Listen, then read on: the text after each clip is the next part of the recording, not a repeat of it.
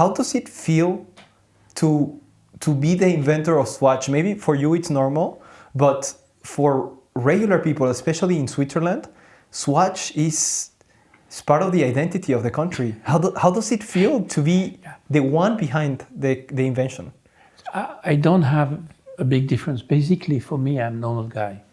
And so I always surprised, even people are surprised that I was one of the inventors. It was a coincidence. We are not trying to be inventor. I was focused on the art of engineering. Basically, what I love is technology. At that time, I was very focused on material, on ability, and I am a guy who was much more oriented by industrial quantity. So I was not fascinated by the hand job making one extraordinary pieces. So I was much more interested in how can we simplify, how can we make a product very easy, and how can we have a more, less cost to produce so that we have more chance to attack the larger customer type. And that was a fascination. And so when I was 26 when I started the project, and the real target at the beginning was not to make a watch, it was to have an injection molding machine. So I was an engineer in polymer. I was absolutely frustrated because I had very, I would say, simple machine, and I was looking to have a nice one, a good one, something what I can really try to make the best out of injection molding. And so I was trying to buy a machine for $500,000 at that time, which was extremely high price. And I more or less give the order to order the machine. I have no right to do that. And of course, the noise was coming in the company, going to the general director, asking me to come to explain why I want to have this injection molding machine. And I have only 2 hours to give a normal, a logical explanation. Because the real explanation was, I want to play, I want to have pleasure, I want to discover, I want to touch. And so I think we had with my colleague Jacques Müller for the last 2 years, we was joking about the other watchmaker who was not understanding that you can make things totally differently. And we started together to imagine what could we do with what we both know. Because he was coming for the cheap watch industry, I was coming for the injection molding and watchmaker industry. Cheap watch industry? Yeah, because don't forget that the Swiss watch until 1970 has rules the world market. 80% of all watches produced worldwide was coming from Switzerland.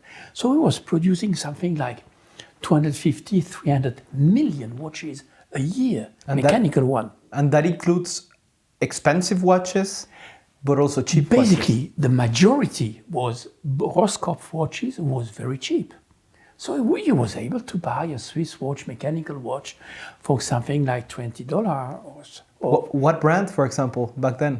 Loris, different. Okay. You maybe Dolphin brand. It was a Dolphin. It was a watch to go in water, but they was extremely imprecise. And we say Roscoff was the technology used for that.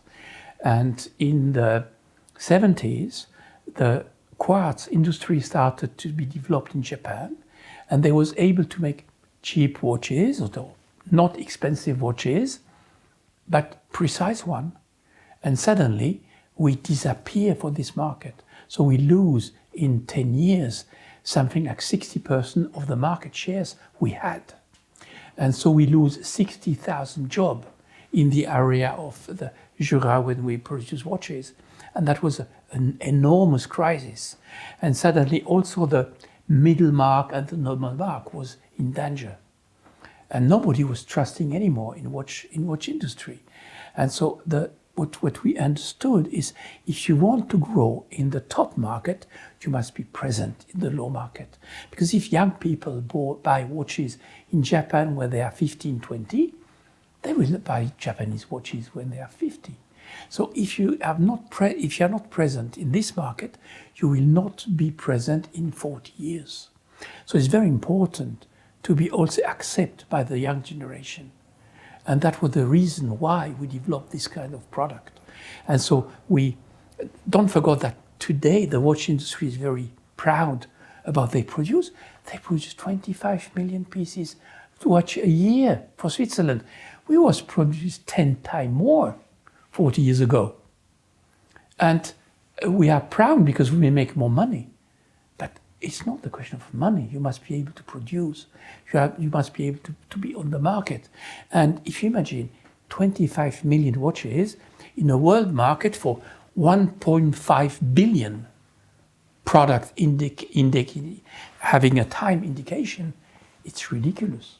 So we are not anymore the leader in sense of quantity. We are maybe the leader, maybe in sense of value, but also that. Yeah. We lose totally the track on the market. We was close to disappearing because we was not understood that the quartz and the electronic watches will come. Do you know when was the quartz created? The quartz was a Swiss invention around the 60s, like the liquid crystal was also a Swiss invention, but he was not able to make a product out of it because the boss of the watch industry at that time was considering that as gadget. We have such good mechanical watch. Why should you add battery and electronic and all that? And so they never decide to go on the market. And it's the Japanese, the ones that... The Japanese, they decide to go. And they had microelectronic industry in a quite high level. But did they buy the patent? Because I guess it was patented by Switzerland, right? Yeah, but after 20 years, you don't have the patent anymore. And the oscillator is, you can have different kind of oscillator of quartz. You cannot protect the quartz watches.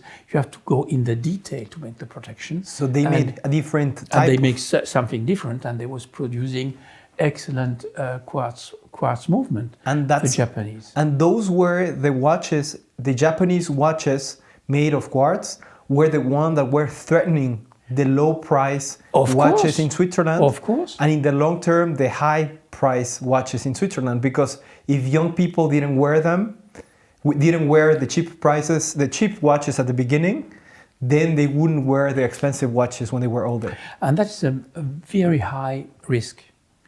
Look, now, what makes the difference between Swatch and normal watches? Of course, it was cheaper, it was much more fun, much more design-oriented, about fashion. But we start to sell watches where you are selling article de mode, so fashion product. Yeah. And that was a revolution. Before, watches was always sold by watchmaker. Now look what's happened with the new kind of smartwatches. They are now, first, don't forget that 100 million smartwatches are produced worldwide. And only Apple produce more smartwatches than the sum of all the Swiss watch industry. And the turnover probably is higher. And what are they doing?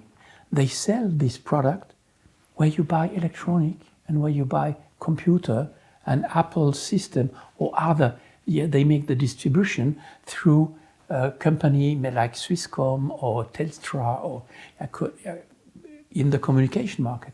It's absolutely fantastic. And do you think totally new market. And what is terrible, look at the young people.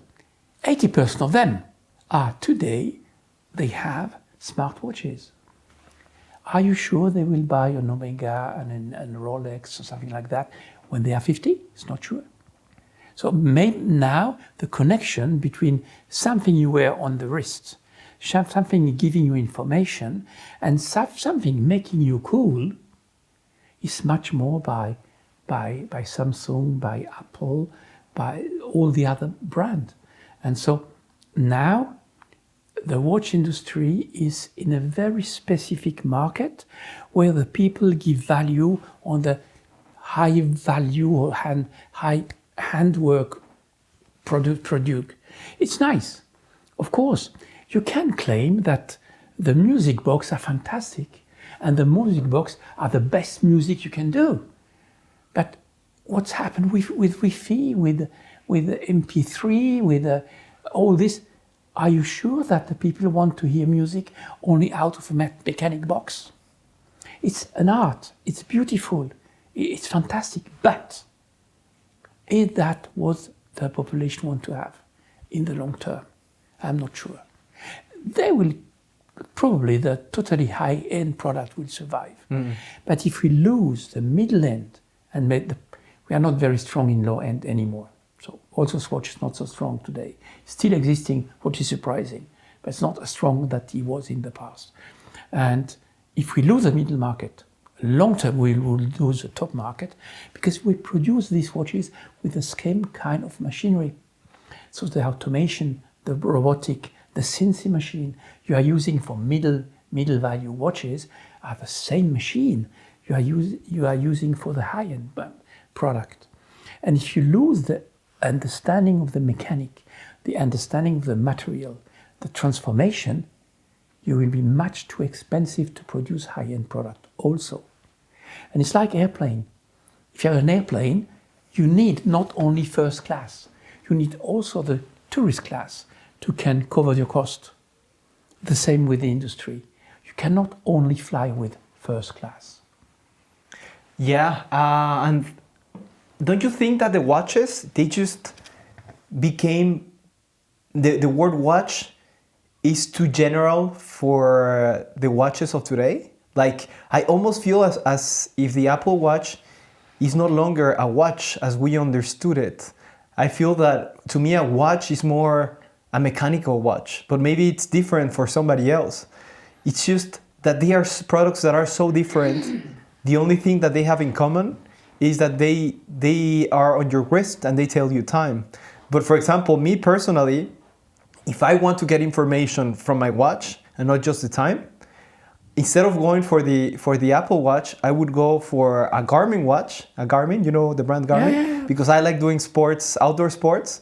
Or even, have you heard of the Whoop, Yes. the bands? Yes. That you can't, they don't even have a screen. You go on your phone, you sync One of them. my son have that one, the other one has a Garmin. So I know the family, which kind of product they have on the wrist. Now the question is, what is the motivation to have a watch, and why do you have watches?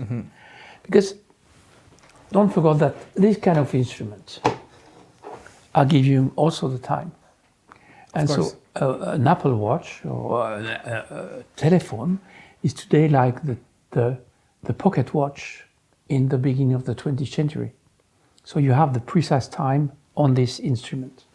And what's interesting is don't forget that the pocket watch market was smaller than the wristwatch market only after 1936-37. So up to this date, the world was producing more pocket watches than wristwatches.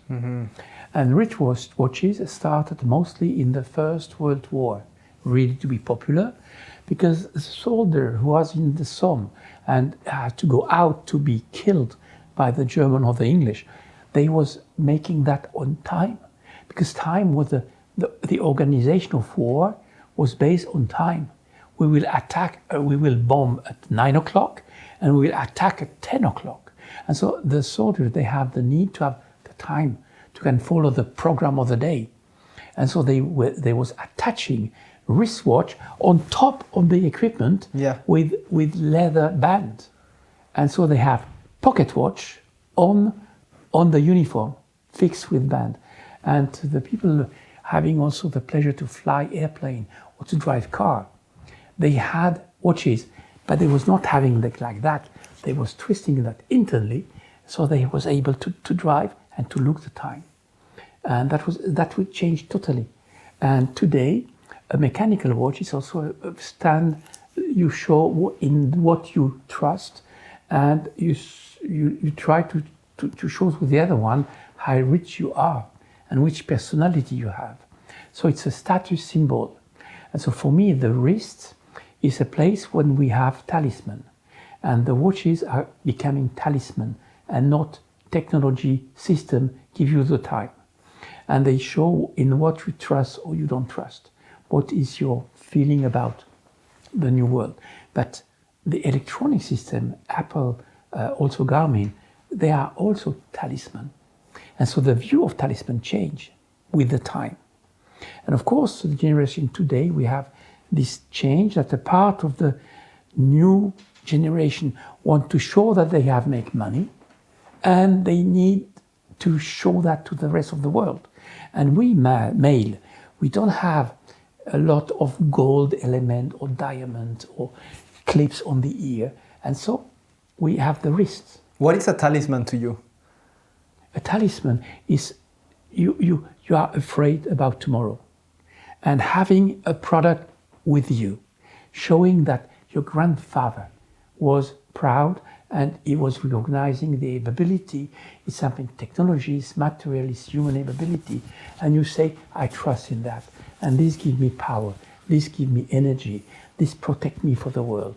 Like our ancestor 10,000 years ago, they have maybe leather out of a wild animal or teeth or a symbol, and they have always this talisman.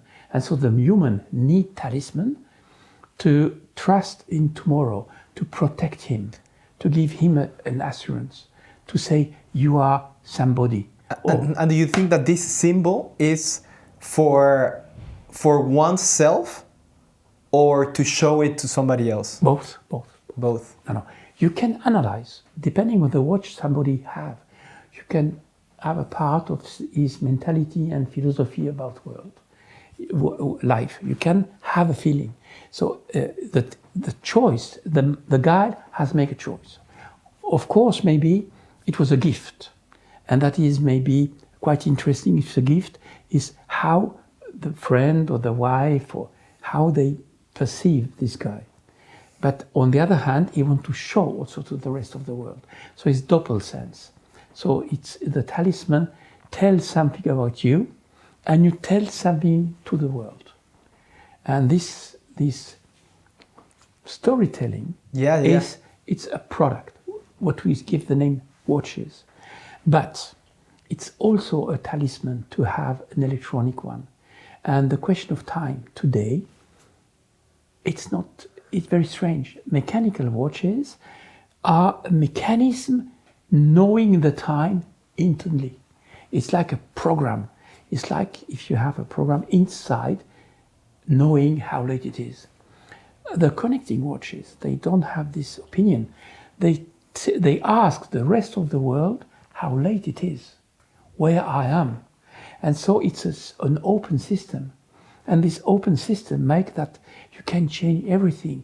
You can have software, you can add information, you can give information to the world, you can receive information. And the watch is a closed animal. It's a box. And this box was incredibly strong in the last 200 years. Is that the case for the next 200? Mm-hmm. And so the reason why I think what is interesting is the geographic positioning on the wrist is great. You can have something here, but it's more difficult to understand. Maybe inside the ear.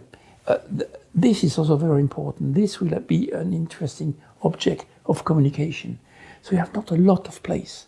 So you have the glasses, you have the watches, maybe rings, mm-hmm. and that's it. Mm. And this will be occupied by new technology and new proposal to help you to position yourself in the life, to inform you about the danger, maybe about the situation, and this will be something growing. Mm. And so for me, we miss clearly this curve. Do you going back to the symbolic part of the watches? What do you think about people that criticize leaders that have a very expensive watch that shows power? Do you think that leaders of nations should be able to have these watches to show that they are powerful, to show the power of a nation? You know, I think it's a proof of weakness that you need to show your power with external symbol. You should have a presence. You should have an opinion, making that you are recognized as a leader, and not because you have a big car or a big watch or gold crown on the head. So I think the symbol, using the symbol to prove who you are, is a signal of weakness and a signal of you're not so strong that you think.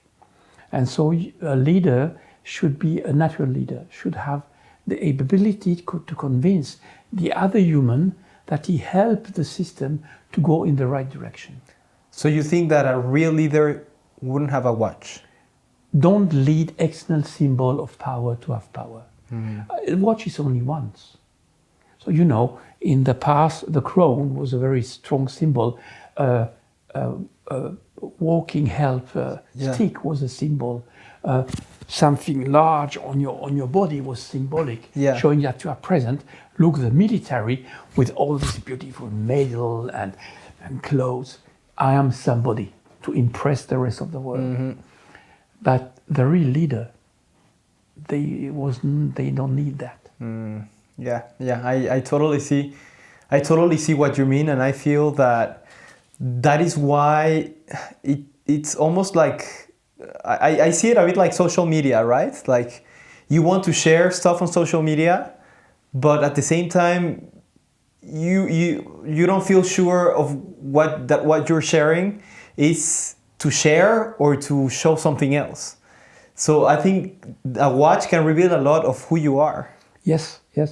You reveal a part of your personality, but you want also that you are considered in a certain way. So it's in both directions. Yeah. It's not simply a mirror. It's partially a mirror, but it's also a signal to the rest of the world, both. But it's the same for every luxury product. It's basically to show something, to give you a moment of satisfaction. But because a part of the watch lover love watches due for the mechanics and the beauty. So it's also a part of the market. So some are really fascinated by this beautiful product. They are beautiful. Like music box are beautiful. Like automat in the 18th, 19th century was beautiful.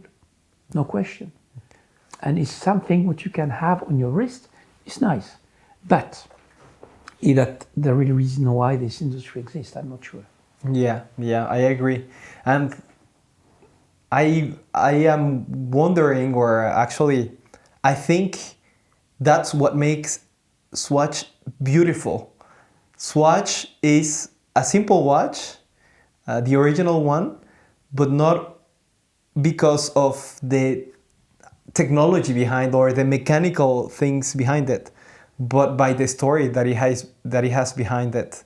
And how, whenever you talk about Swatch, most people in the world probably don't know the story, but when you know the story, you learn about the industry of the watch, about the watch industry, and how the Japanese came to Switzerland, or they didn't come to Switzerland, but they started selling their watches using a technology developed by Switzerland, and they started taking market from Switzerland, and how a young, frustrated engineer came up with the idea of buying a machine, and then he had to have a story to be able to cover up this idea. Yeah, but the story, I had tell my boss that, look, if we will control this kind of technology, we could make this kind of product.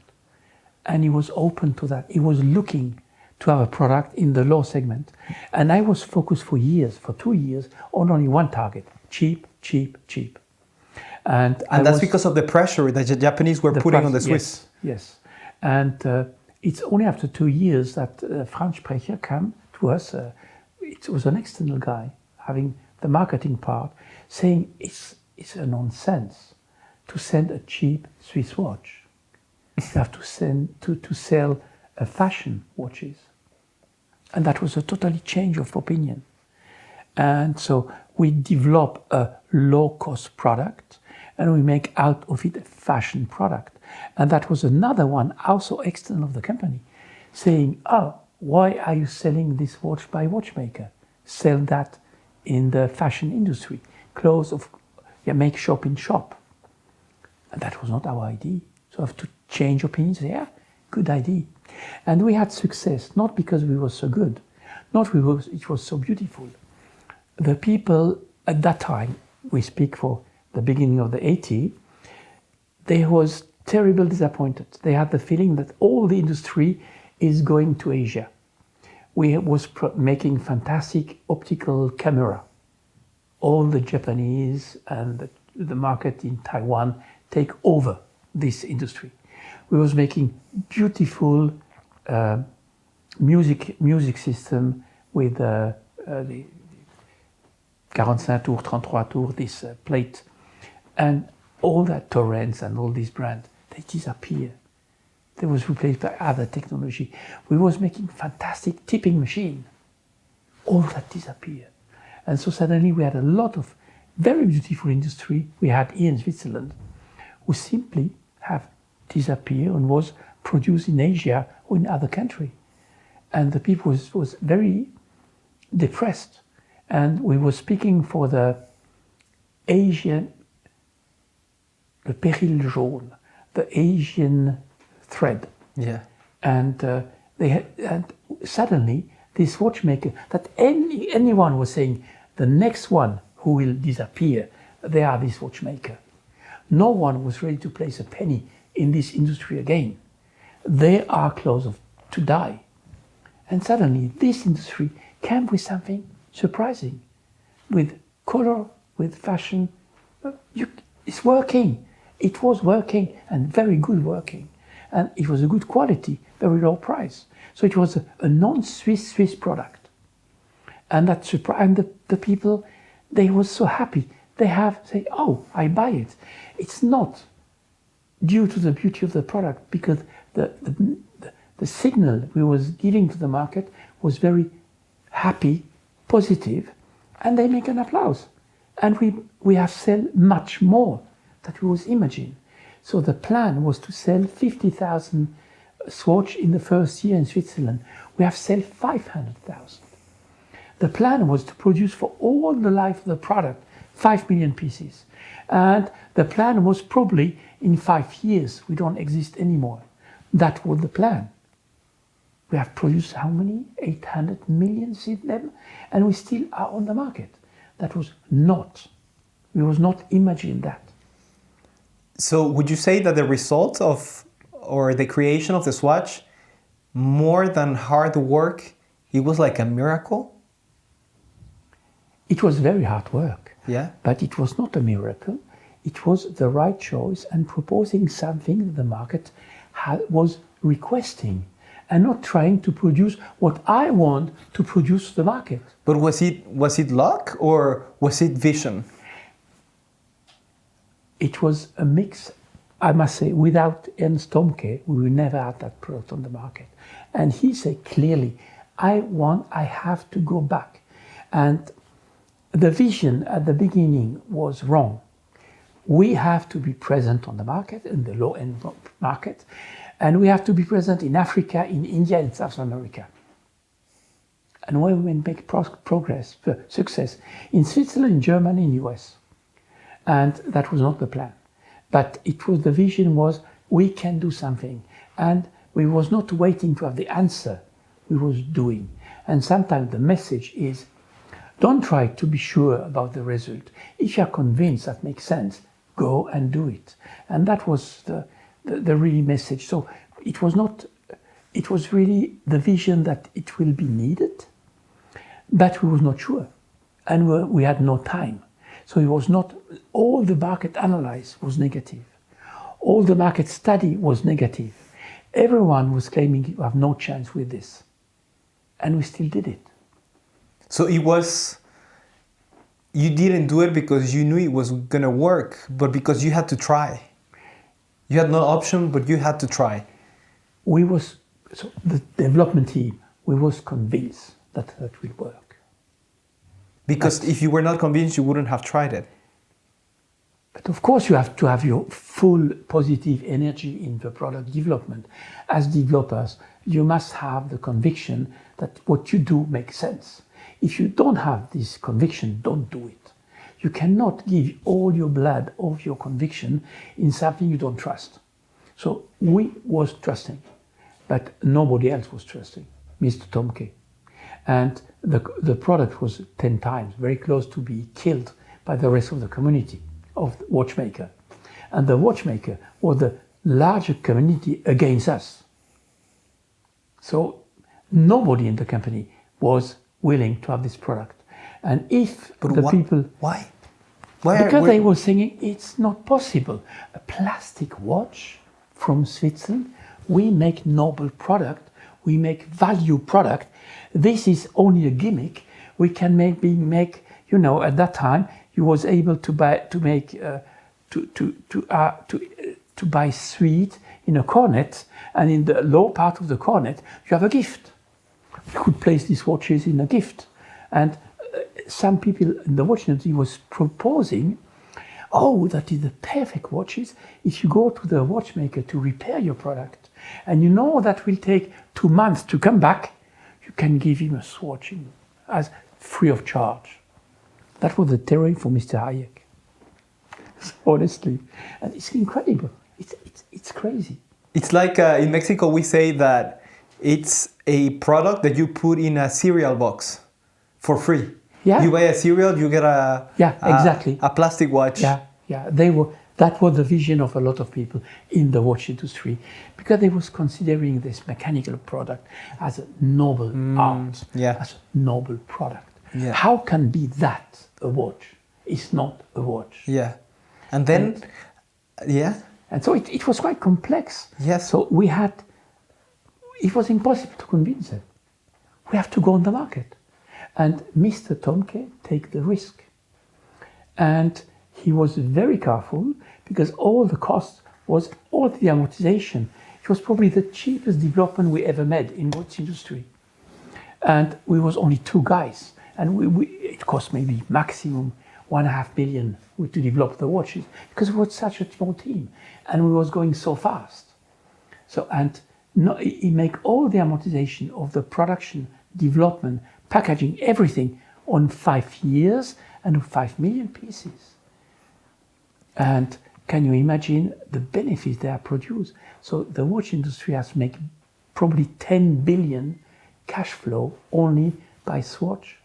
And they have used all this money to invest in the luxury brand. It was a fantastic business. That's why the Swatch Group was created, that purchased Omega and this other... Swatch Group. Swatch Group. I want to know about that. You have Azuag. First, all this industry was reorganized by the Swiss government in the 1930s, after the huge crisis the world was living after the crash of New York. And the Great Depression. Switzerland was very close. A lot of industry was close to disappear, to bankruptcy. And the Swiss, they have also this very strange habit to organize cartel. They have cartel of beer, cartel of cement, cartel of mechanic industry, cartel of watch industry. And that was pushed by the government. The government asked the watch industry to make a concentration and to organize a cartel.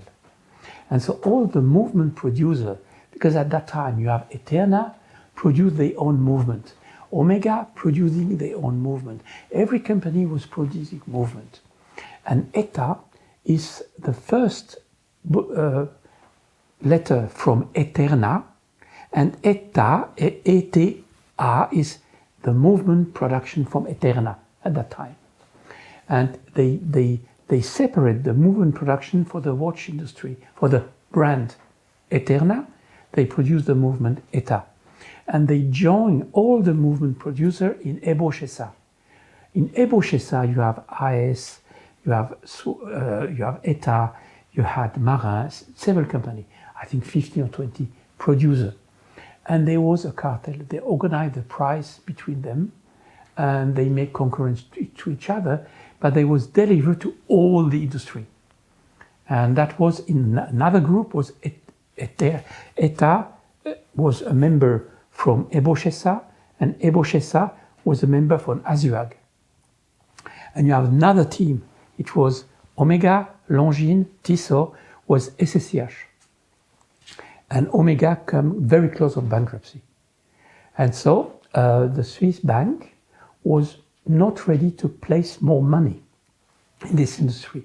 So they ask Hayek Engineering to make an analysis about the market value and about the market, the brand, and what they can do to regain value in the watch industry. That was made by Hayek Engineering. And Hayek Engineering proposed to bring the two companies in one. Azuag and SSCH was bring together in SMH, Société de Microtechnique et d'Horlogerie. And that was in 84, 85. And so ETA was integrated to this new system.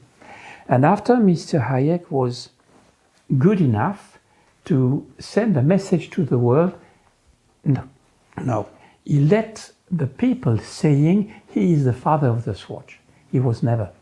He arrived in 83. We come on the first market in 82 in America. We developed Swiss market in 83, is correct.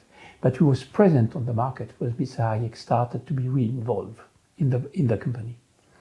And he made a fantastic deal, so he developed this new consortium of company. And he made a deal of not be paid by money, but be paid by participation in the company in option. And if the value on the free market was increasing, he received more shares to nominal value. In US, that will be probably a delict, because it's a délit d'initié. He was knowing exactly the value for everything, and so he became member. He was reducing the value of the shareholder of 10% of the value, and the new value was open. He invited industrial in Switzerland like Schmidt, Heine, Arnold to invest in the SMH new company. And after he changed name, because he was recognized as, or he was described as father of the Swatch, and by saying Swatch Group, he say indirectly Hayek Group. And Swatch, how can you use the name Swatch to unify Breguet, Omega, Longines? How can you do that? They are very high-class product with a high value market. Swatch or the unbeautiful Le Canard, Villa Canard, it's a cheap watch. Yeah. How can you use the name of a cheap watch to describe this fantastic sum of value brand? It's only because Mr. Hayek was identified to Swatch, and so by saying Swatch Group, he say Hayek Group. But he was never Swatch. And the demonstration is that he was never able to produce a new product in a lower level. He was developing high-end product, and he was not understanding what happened with the smartwatches. Just by listening to all of this, I am learning a lot about the industry.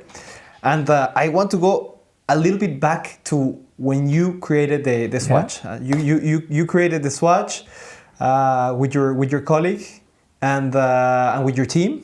The Swatch became very popular. What did all these people that were saying that this was impossible to have success, what did they say? Like, what was the comment? Did everybody try to replicate what you did at Swatch? No. You have different kind. Life brings you back to humility.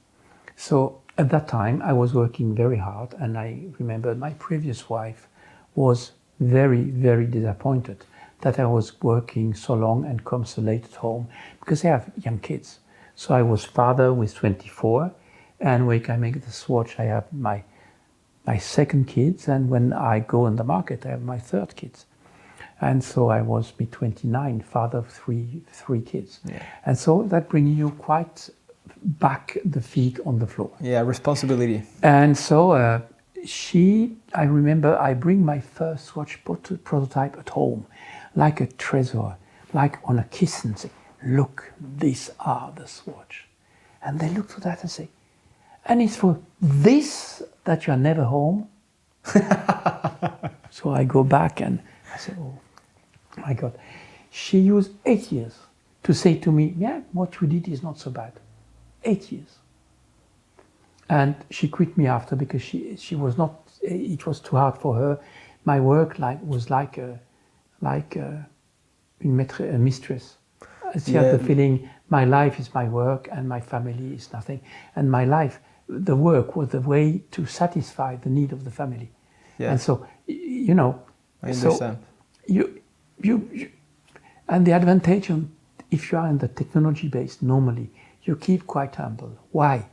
Because if you know, the first Swatch we produced, the hand was going in the wrong direction because we make mistake, and you always make mistake. And what you're talking about, the first prototype that you showed? Yeah. The first prototype. What happened with this prototype? Where is it? Do you know?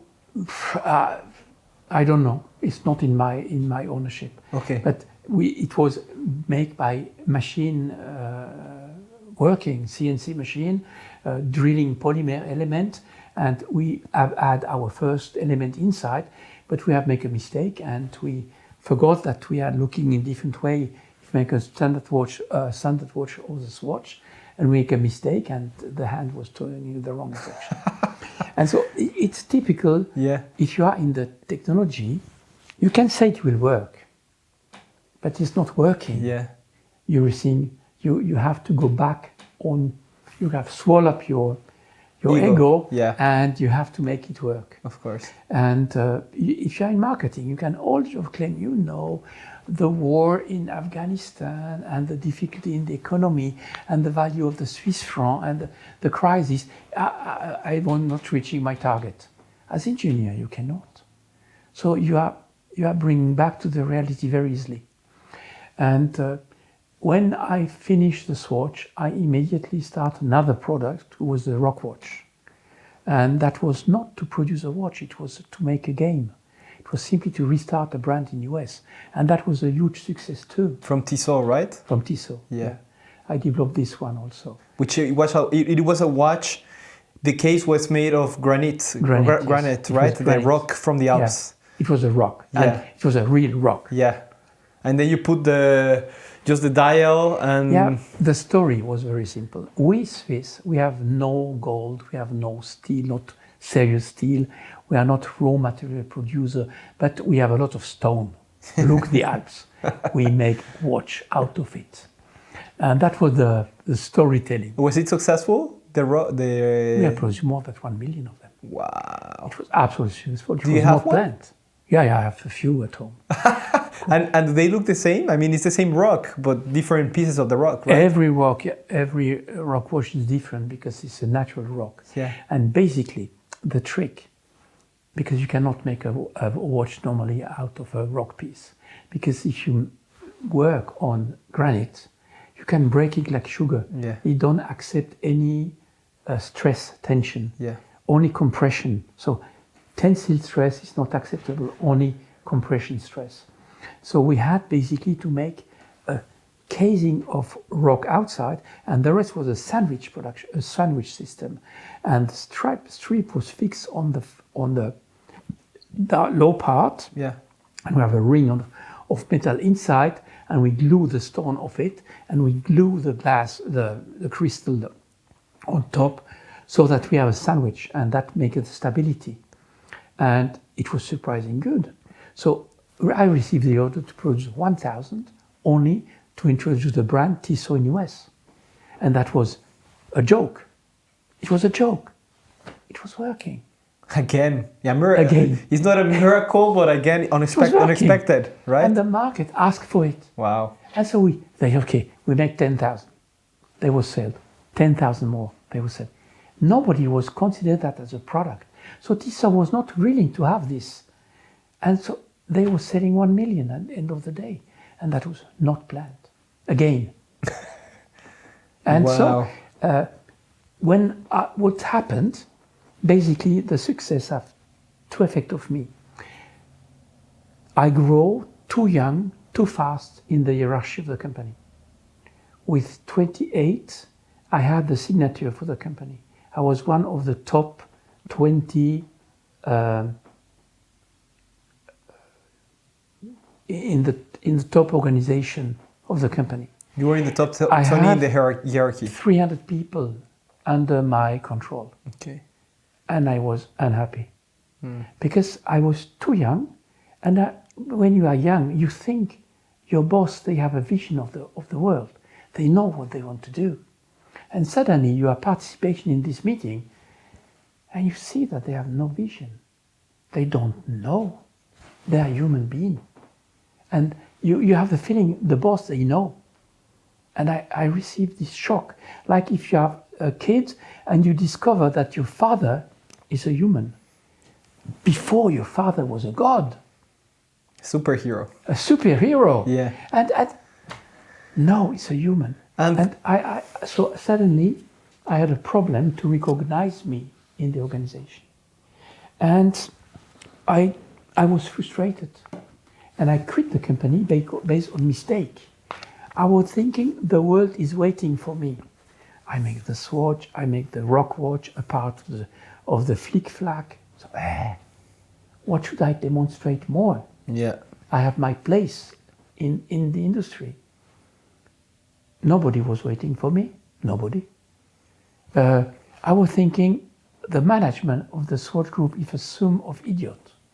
I saw the same idiot everywhere. It was not the problem of the management. So I have to re-ask me, what is my job? What I have to do? And if you are in this situation, you know, your ego is not very high. Also, if the rest of the population say, oh, we make the Swatch, yeah, okay, but I know in the shit I have no money. So I receive 700 Swiss francs as benefits in my pocket from the Swatch. I had a good salary, but I have never much more.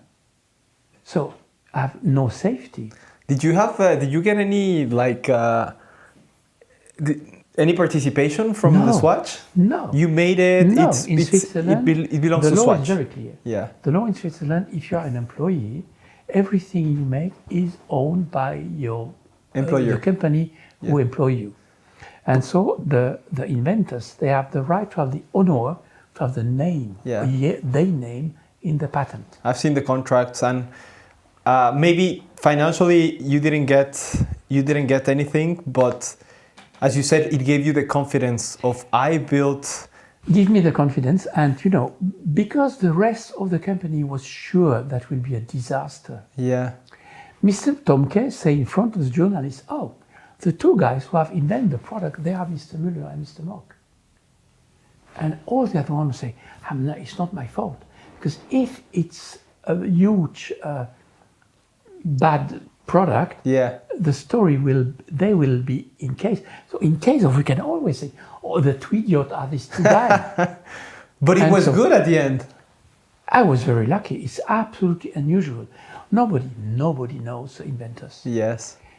You have one or two exceptions. Kalashnikov. Mm-hmm. You have the name of the inventors of this gun is on the company. It's very unusual. And you have a few inventors where the name I recognize, but the majority are no name. Yeah. And that is the big difference between an artist and an engineer in creative business. An artist is signed his art and is recognized.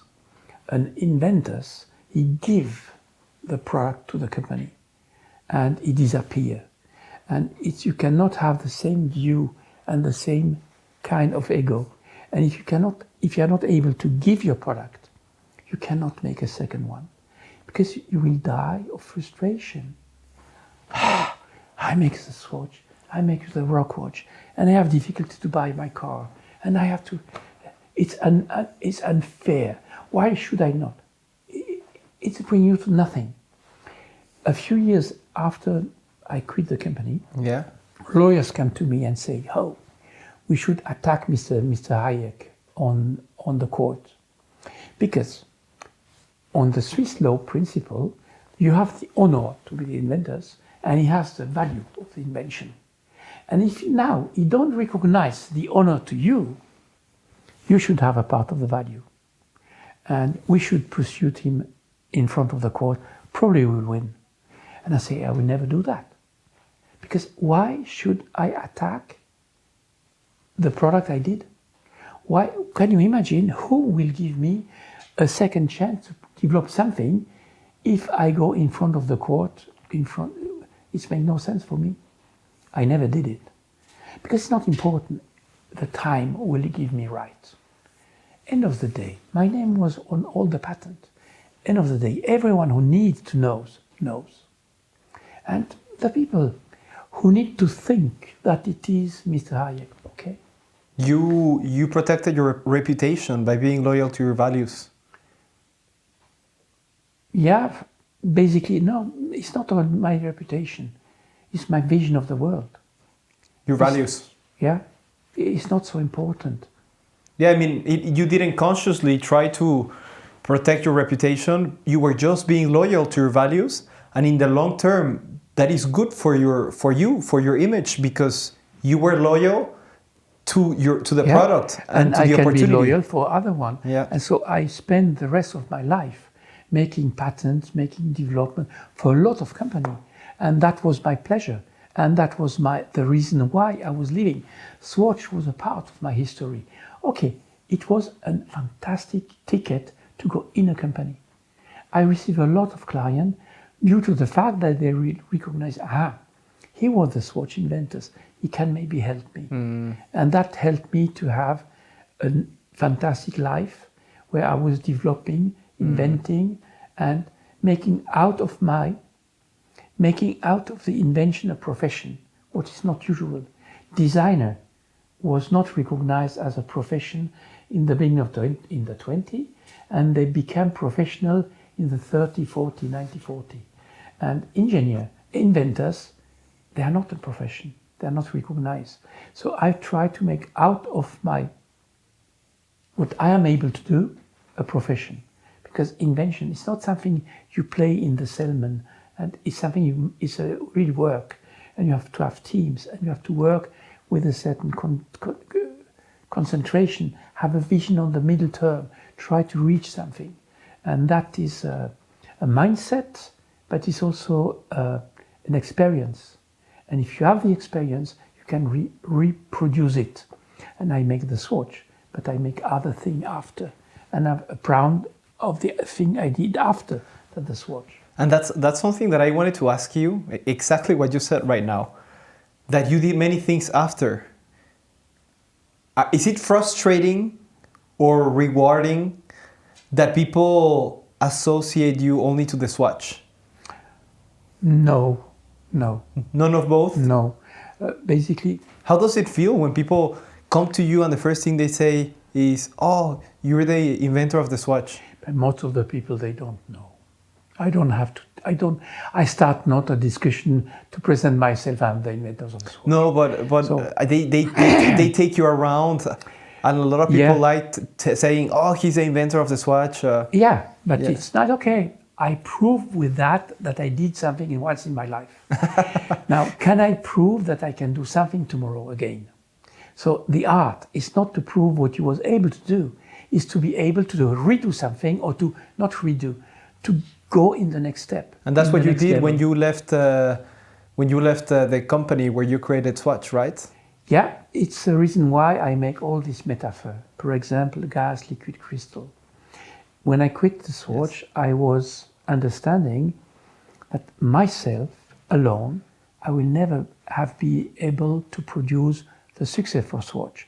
It's a teamwork. A lot of other people was great in marketing, in production, in sale operation, everywhere.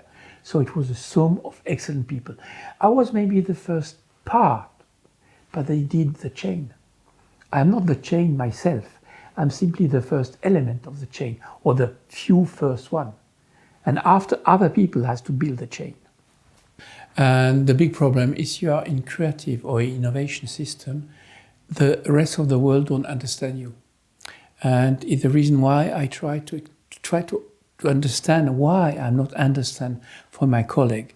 I make a metaphor saying, maybe human are the human creative. And I come with the conclusion the human are very, very creative. It's a very creative monkey. Basically, we are creative monkey. And why this creative monkey don't accept the rest of the creativity? And so I say, okay, the human are creative. We have different mental stage. We have the gas stage. We represent the freedom, the creativity, but it's chaos. It's also, it's in movement. It's not a clear shape. You need pressure. You need chemical reaction to transform something. So gas is very volatile, but it's very able to have a lot of interconnection, developing some chemical reaction. And after you have the liquid. And the liquid is the condensation of the gas. It's a transformation, and you have this condensation, and this liquid is flexible. But it don't have a real shape. It's still in movement, but you have tears and perspiration and blood. It's a difficult part. It's, for example, research development are typical liquid. And they have the solid state. And the solid state is the crystal, with structure, organization, logic, systematic value. And the power is there. But this mental shape is totally in contradiction. How can you have people thinking logic, ISO 9000, stability, structure, organization, power, money, discussing with people having dreams, illusion, vision, having fata morgana, possibility to imagine something which don't exist and cannot prove that it exists. So these people don't understand each other. But in reality, it's a chain. We started in the gas shape. We have to go in the transformation of the fluid, and we have to make out a product of it and to be in the concrete, organized system. In the Swatch story, I make the two first steps. I never accept the third one because I was an anarchist. And how to accept all organization, structure, ISO 9000, SAP, all this, it's again your genetic. But it's the reason why you work. And it's so difficult to understand that if you are young. And now for me it was, I accept, okay, I am good in this gas and liquid stage. But there are other people excellent in liquid solid. So we have to collaborate together. And I am in charge for the first element, and they will in charge for the next one. And a product success is like a pentathlon of you have different discipline, and you must have the world champion in all of them. It's very unusual that one is the world champion in all the discipline. And so you accept that you give to the next one. And if you are able to accept that, it's not a problem to have a good life in this creative part. Basically, I am a Casanova. I'm here to make girl pregnant. I'm not here to educate kids. I'm not the right one to educate.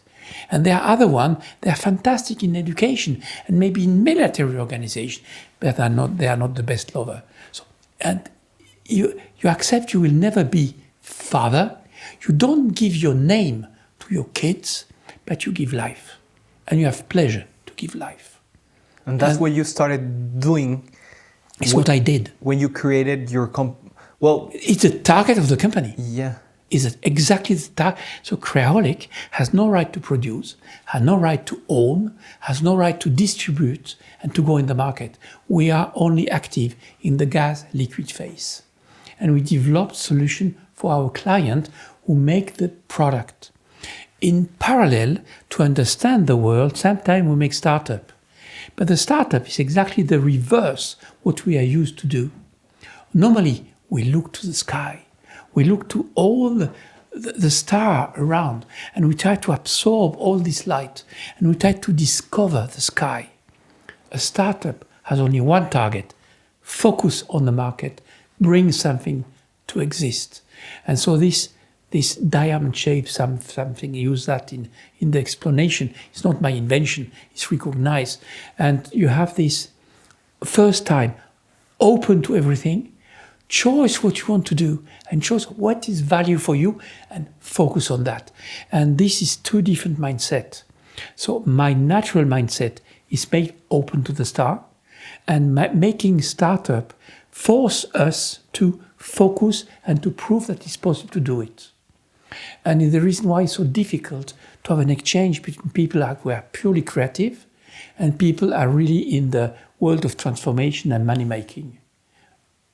they have difficulty to understand us, and we have to learn these languages. And I decide, okay, that could be a good reason why I'm working and why I spend time. I can develop solution for the population, but through the brand. So like in a startup you identify a problem that you want to solve and you use all your knowledge and the people, or your team works to solve that issue. But your approach is different. What is the difference in your approach? There's a company that comes with you. No, that's two different systems. Okay. We have, if we are Soldner or Casanova, a company come to be helped to produce something internally. What kind of companies come with you, for example? Tetra Pak, Roche, Bosch, BMW, okay. Boehringer Ingelheim. So how do they get in touch with you? They call, they send an email to Creolic? Very complex, very complex, very complex. At the beginning, my first job with Tetra Pak, I started by Tetra Pak, my first client. The CTO, Chief Technology Officer of Tetra Pak, was in an airplane coming back from Japan. And on the seat behind him was the CEO from Swatch. And they discussed together, yeah, we make packaging, we make watches, plastic watches. Important people in that airplane. It was purely coincidence. First class, I guess. And the Tetra Pak guy said to the Swatch guy, it's quite interesting, this plastic watch. We are also looking to invest more in polymer technology. And the guy for Swatch said, yeah, the Inventor is free on the market since 1 month. I received a letter from Tetra Pak. Can I visit them and discuss with them? And I started to make opening device for them. And I make a lot of opening device system for Tetra Pak. What is an opening device? Do you know, maybe Tetra Pak basically is a paperboard with fold in a cubic system. But you have the other one where you have the paper and on top you have a polymer element and a screw cap what you can open. Yeah. And you can reclose it. And all this Tetra Pak technology having cap added on a paperboard package, we developed quite a lot of solution technology with them, for them, but not alone. It was a collaboration. And that I did for years for them. That was an excellent, very interesting job. And I'm very happy if you go to the Migros and I buy a package and say, yeah, that was my development. And what is nobody knows, but it's a pleasure. What is the idea behind Tetra Pak to keep the liquid inside isolated from the rest of the atmosphere? No, it was a need of the customer. They was very happy with a PET bottle at the end of the day. Why should have a paperboard? And if I could close the paperboard, because at that time you was opening the paperboard, cutting it and pouring milk or cream or what you want. And then it stays open. And you stay open in the fridge. Yeah. And the people, they have the feeling, it's not so fantastic. It can drop out. You have maybe smell coming between. And so maybe not realistic solution. But because it was excellent, the Tetra brick, for me, is a fantastic package. But the people was willing to have something to open and reclose. And so this was a need, not Tetra Pak was a gain at the beginning. They were saying, we have the best packaging of the world. What should we add? It's like if you cut the bottle and you place the cap on the paperboard. It's something very strange. Why should we do that? Because economically, our package is optimal and ecologically it's also very good. What is the problem? And so it was very long for them to recognize that the market is asking for.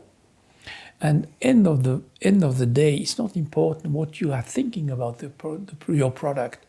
It's very important that you give satisfaction to the market, that the people are willing to buy. And how did you solve that issue? A lot of different ways. A very, very different way. So certain are combination of injection molding and paper work. Other are flame welding and solution of weld the cap on an existing paperboard. Different kind of opening device was developed for them. And in collaboration with them, we developed different solutions. And today they produce million of them, million. But a lot of them, a part is based on our patent, other is based on their own patent. It was a collaboration. It was really a very nice co-development for years. So they came to you because they heard that you were available? They come to me and they give me a first order of 1 day for 3 months. Nothing more. 1 day for 3 months? 1 day work in the next 3 months. You come 1 day per week in our company, and we discuss with you and we are looking what you are able to do. And the objective was to create a Tetra Pak that could be closed. To understand better the opening device. And I started that, and okay, it was fantastic. 20-person occupation is fantastic. I was alone in the company. And so I have a first order. And this continue, if you are happy, they continue to ask you to continue the development and to make the next step. At the end, we was 30 people in the company, and still we was working 20% for Tetra Pak. Wow. And so it has developed in the time. Yeah. But we start to develop with Modena, with Lund, with Japan, with Switzerland. So we had interconnection, and it was one guy for Tetra Pak seeing what we did, ask us, can you come in the team to think with us? And so he was involved in different development with them. And do you have like a method that you use to create inventions like that, or is it very, like, does it change a lot? You have a lot of methodology. Methodology are like if you are a handicapped guy, you need some help to walk. But it's not working for you. So every tool you are using are help to walk better, but end of the day, you have to walk with the help. And so you can use invention machine, you can use any technology, any solution. End of the day, you have to think and to propose and to change opinion and to make low-cost tests and try to prove that it's possible to do. So it's not it's not the money who make the success, it's the will to find a solution and the way to go as quick as possible to an existing demonstration. And if it's not working, you change and you go another way and you change again. So you must be able to pivot very quickly. And the difficulty is this, that you go in a direction and during the journey you change direction a few times. So you need to do a lot of prototyping. We need a lot of prototyping. Yeah, prototyping is very, very important. And are you still working in those type of inventions right now? No. Now I basically give all the key of the company to my colleagues, and I'm still helping them if they need me. But I decide also to organize my life differently since I'm 72. Yeah. So I think it's the time of the young generation to make their own choice and to see what they can do for the market. But do they sometimes call you, like, Elmar, we need your help? Yeah, we still are in contact together. And what do? You go there and tell them, I think you should do this like this and that? I participate as a member of the brainstorming. Ah, okay, so you do a brainstorming session. Brainstorming is a way, one of the several ways. We can say brainstorming for everything, is thinking together about a product, a project, imagine what can be the future and propose a potential solution. And after you have to see which kind of solution can be demonstrate. And the dramatic problem of life is not to have an idea. It's very easy to have idea. You can have thousands of ideas. The question is to kill idea and to use only those who make sense. And to make this separation between those who are nice idea and idea you want to see the next step. There are not a lot of ways to prove it. To control if you are motivated to do it, and to control if it's possible to demonstrate something easily. And so it's not a question of quantity of money, it's a question of speed, time, motivation. And I guess you have very creative people, or there's a lot of creative people at Creaholic. Yeah. But Do they have different backgrounds or? Yeah. Like what kind of backgrounds? Like we have engineers? mechanical engineer, electronic engineers, we have lawyers, we have physicists, we have people in the human science, in social area. And we have pure designer, aesthetical designer. So it was always a mix. And do they have like a lab where they can weld and do all these different things? A third of the surface is used for offices. Okay. A third is used for exchange room that you can talk, brainstorming, we can brainstorm, make sketches, and we have a third is spaced by rapid prototyping. If that is laser well cutting, if that is 3D printing, if that is mechanical milling, injection molding, we have injection molding, we have mechanic milling, we can weld different kind of material together. We have a lot of equipment to try. And we have nobody working in the lab. It's the people developing who have to do that themselves. If you have an idea, go on the machine and try it. And in the principle of bread making, if you make bread, you have to eat it. If it's not, it's a shit. You will see it very quickly. So you have to use your hand as a part. The question is the brain driving the hand, or are the hand learning a learning element to the brain? And I'm convinced that it's very important to use your hand to learn. And if you have an idea and you try to demonstrate it by easy methodology, it can be a paper system, it can be a Lego, it can be anything. You start to use your brain differently. Okay, so it's not by sitting in front of the computer that you will solve a problem. You have to do it. You have to learn by doing with your hands. Yeah. Okay. Wow. Yeah, I totally agree with that, and I can see when I'm using my hands that I start thinking differently. But unfortunately, I think that the type of jobs that we're doing today are jobs where we are only on the computer, no, and we forget to think creatively and differently. Yeah. And I think that probably doing more manual stuff would help us be more creative. But as I said before, we spend a lot of time on the computer and... Computer is important. Yeah. For example, with artificial intelligence today, you can accelerate your time in computer drastically. Yeah. You can learn, you can have different way, but once you have to go in demonstration. And so for me, computer is very important. To think before doing something is good, but this thinking is not enough. After the thinking, you have to go to prove the concept and to think again, because normally it's not working like you want. The result is you are disappointed. Mm-hmm. And you have to ask yourself, what I do? What can I do now? And you have to go back in the CK theory.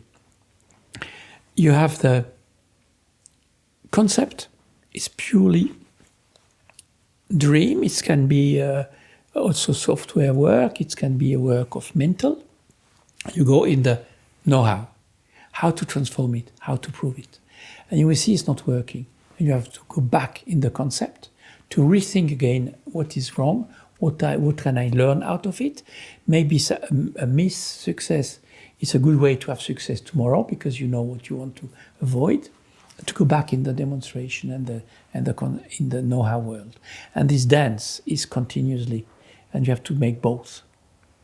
So it's not having only handwork who will solve something, but it's not only have intellectual work who will solve the problem. Like you have to alternate between convergent and divergent thinking, right? You have constantly to be in both. One direction, change the other one. Yeah. Go back in the first one.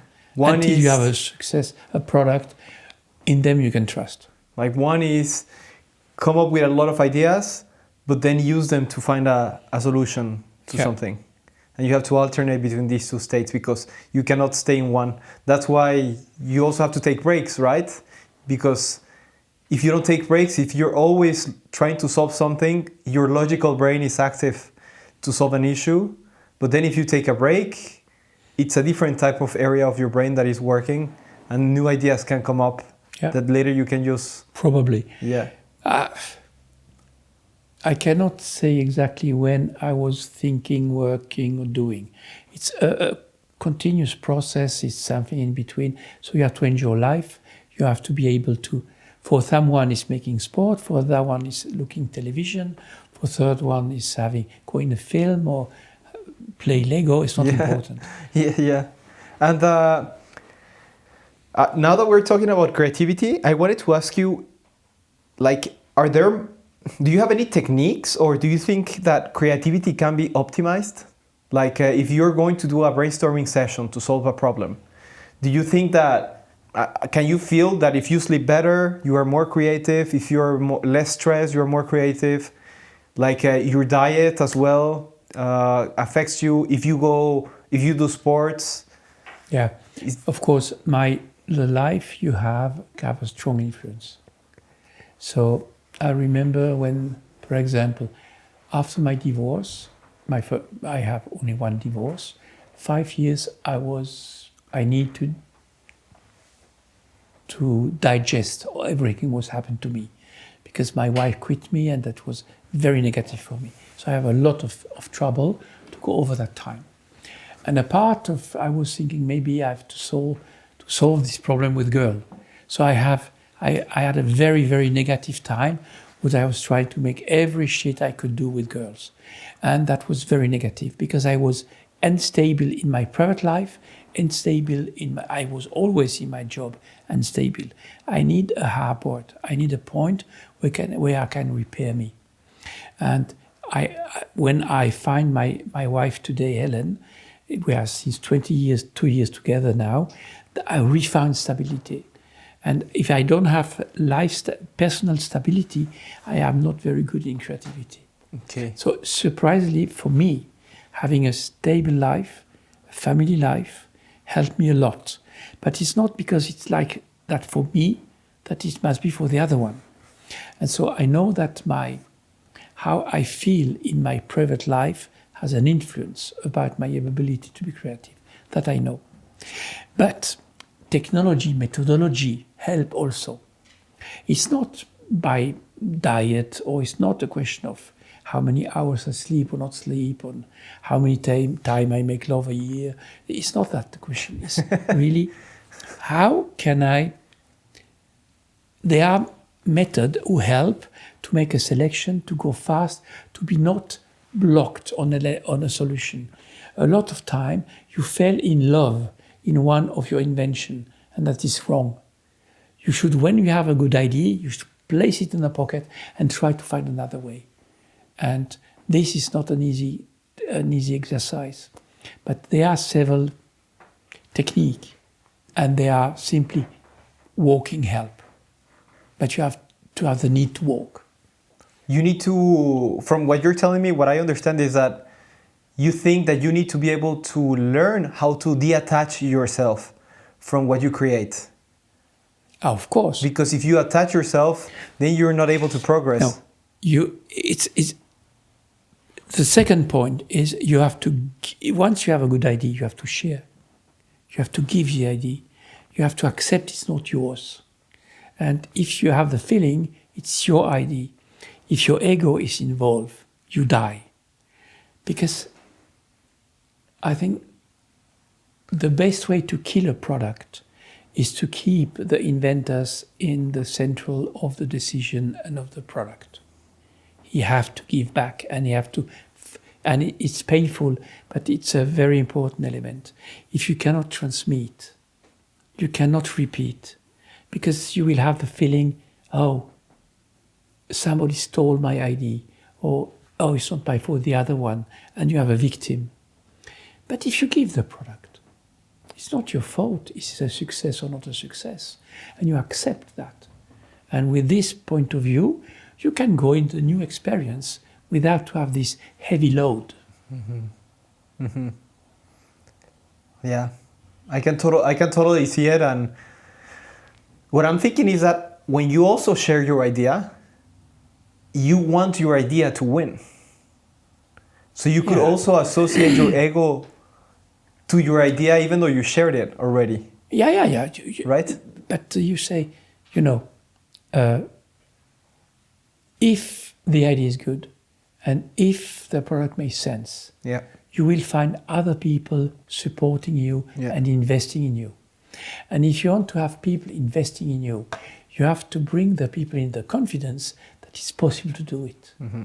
And if you can do that, the sum of the energy make that you have a team and you can have success with the product. And so, but it's not your success, it's a team. Mm-hmm. And it's the reason why I don't have such a huge ego problem, because I know that alone I have no value. I need the other one. And if we have the right team, we will have success. And I know that the team knows what is my job and they respect me. And so you have the respect of the team, you have this natural leadership, and you don't need a title, you don't need a power system. You have a natural way to share that with your colleague. Mm-hmm. Yeah. That's very deep, very, very interesting.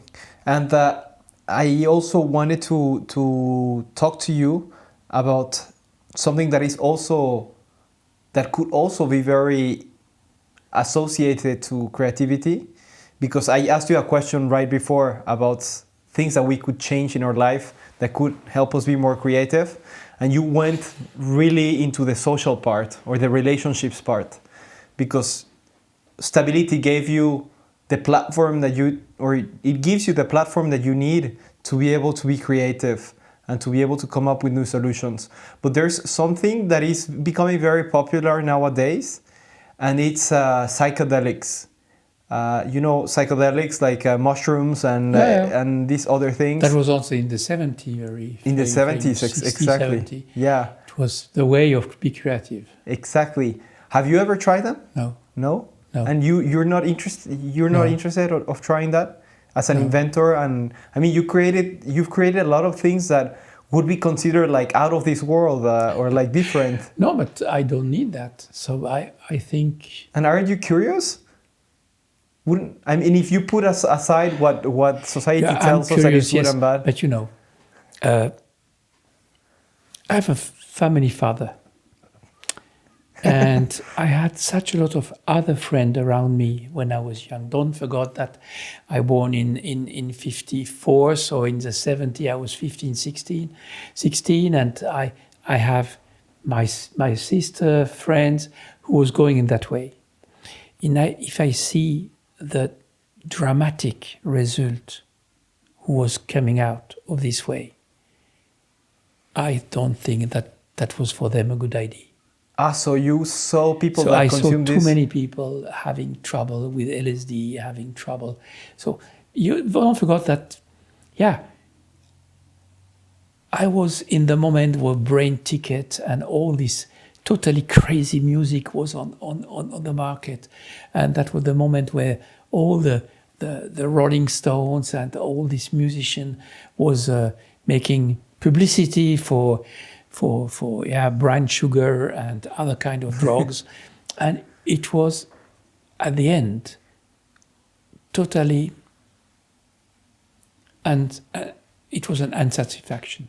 As a young man, 15, 16 years old, I was loving music and dancing. And I go in certain nightclub when a team where we was kids and we was hearing music. And if you have all this psychedelic music, you're sitting on the edge on the floor, crying on yourself, and it was a heavy feeling. If you're making rock and roll, it was pleasure, it was joy, it was very easy. And so for me, I was looking for life with pleasure. And for me, life is life, but must be with a certain level of pleasure. And if I see all what's happened to my friends, who was much more in this psychedelic and drugs environment, it was not really joy. Do you feel comfortable of sharing a little bit of what you saw around you? No, because it's partially with my family. Okay. So I prefer not. Okay. But it was it was an And experience that you I found. can give one or two a few. Yeah. My sister was brilliant. She had gold in the hand. You said that she was an athlete, right? A swimmer. She was 16 times Swiss champion in Olympics. She had to go in Mexico in 1968. The Olympics in '68. She was the first athlete in Switzerland to reach the limit to can go to the Olympic game in Mexico City.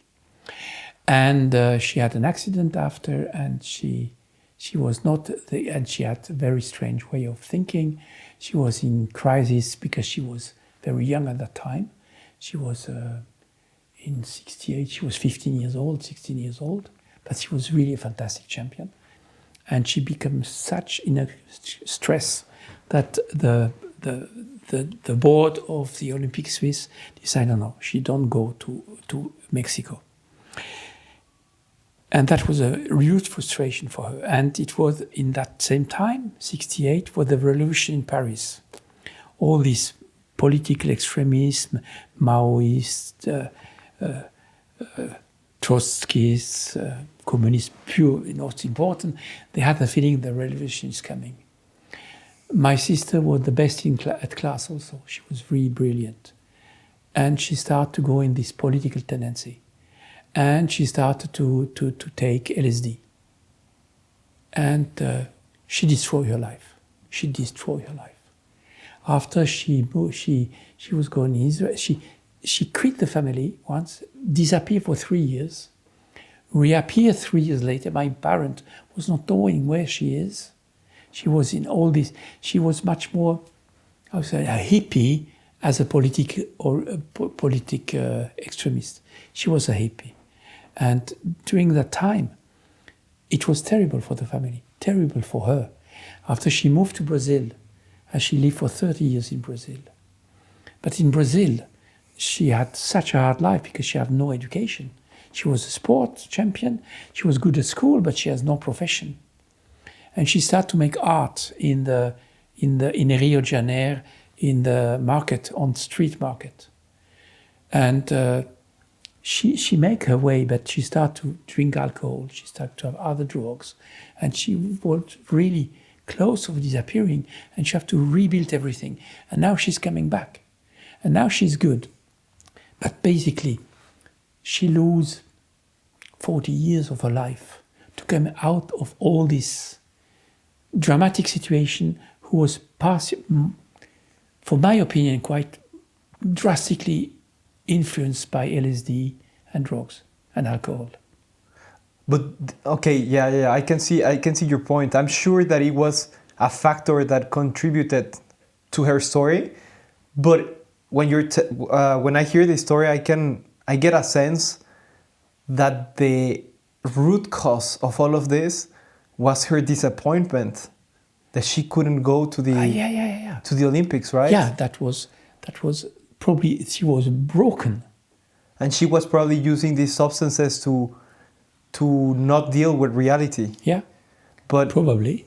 Yeah, that anything that you use in these circumstances can have a negative effect on your health.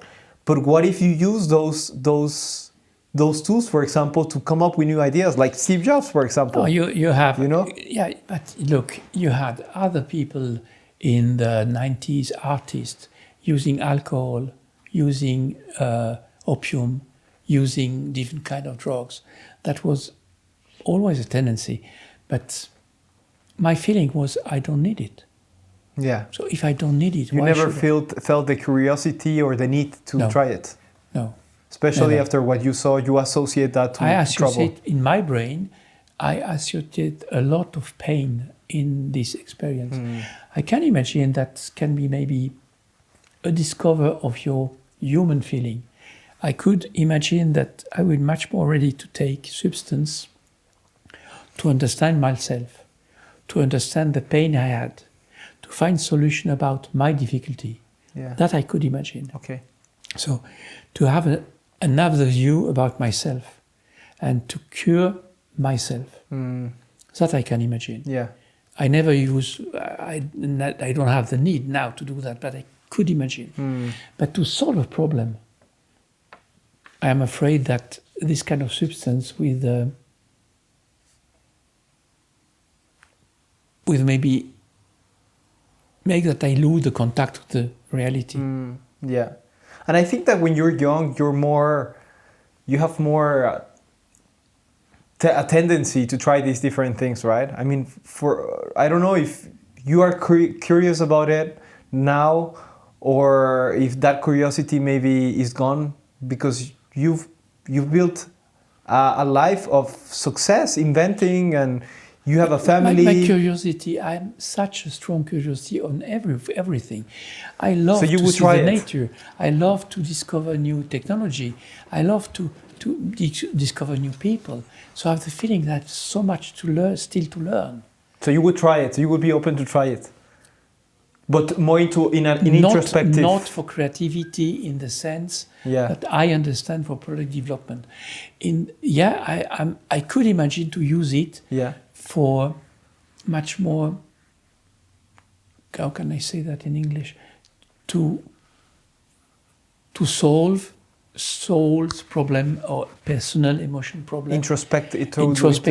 I think it's much more about that makes sense. Okay. To discover how can I solve all the pain I had. Yeah. Because I had a lot of pain in my life. I lose the kids, I lose my brother, I lose my father. I was divorced, so I was going in quite hard time. And I still was always restaying and fighting. But all this fight, all this pain, probably I have a lot of scare on my soul. Should I solve that once? Probably. And maybe that will be a solution. But I don't see a sense to use this kind of artificial drugs to boost my creativity. Yeah, you would do it more you would use it more for another type of things, with another focus. Yeah. You can say it like that. Yeah. Yeah, I think it also works. I mean, there's a lot of research being done right now, and there's a lot of things coming out associating psychedelics, or at least the like products that they take out of mushrooms, for example, to treat anxiety or depression or some of the things like that. But I think that it has to go together with psychotherapy. It's not by itself. I will not just start like that. myself going to find a magic mushroom in the forest. Yes, I could totally imagine it. I could totally imagine you doing it, but I don't think that you would. No. I go in the forest to find mushrooms, but I'm looking for mushrooms. Other type of mushrooms. And seps and. Okay, I also wanted to ask you about human civilization right now. What? Human civilization. Especially as an inventor, I wanted to see what your view on humanity right now is, because I think we're going through an important phase in history. And before we enter into that topic, I wanted to ask you something to introduce the topic, and is, what do you think is one of the greatest inventions in human civilization? Is there something specific that you think? Yeah, fire. Fire. Yes, of course. But is it an invention, fire? Or is it more that were able to dominate it's an it? Discovery. It's a discovery, yeah. But you know what the first tool that the human was making out of stone to make a knife, that was an invention. Of course. And the limit is incredible.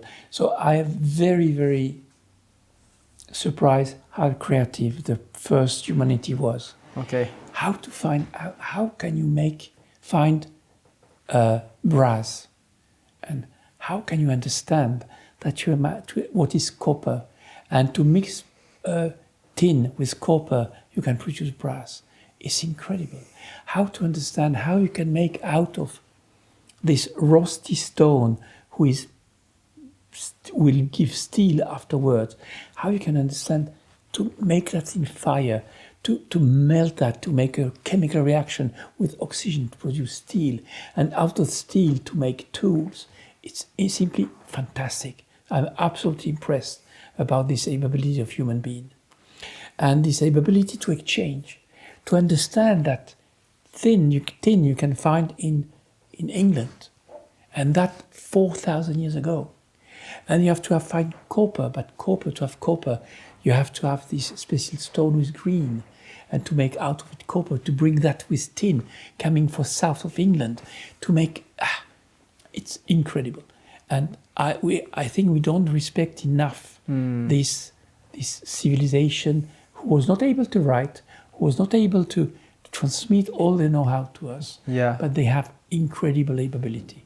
And I'm simply impressed, and I love to read about that. I love to discover. I love to understand also more on the nature. I think a lot of my inspiration is also to do with what are the animals able to do, what is the nature able to do.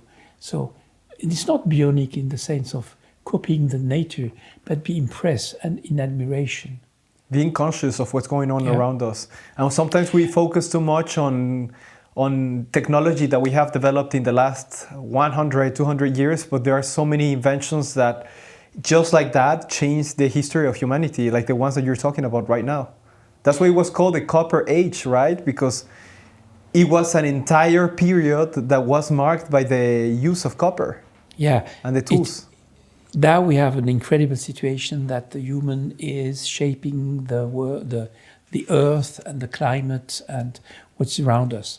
Since it's not an invention, it's a reaction.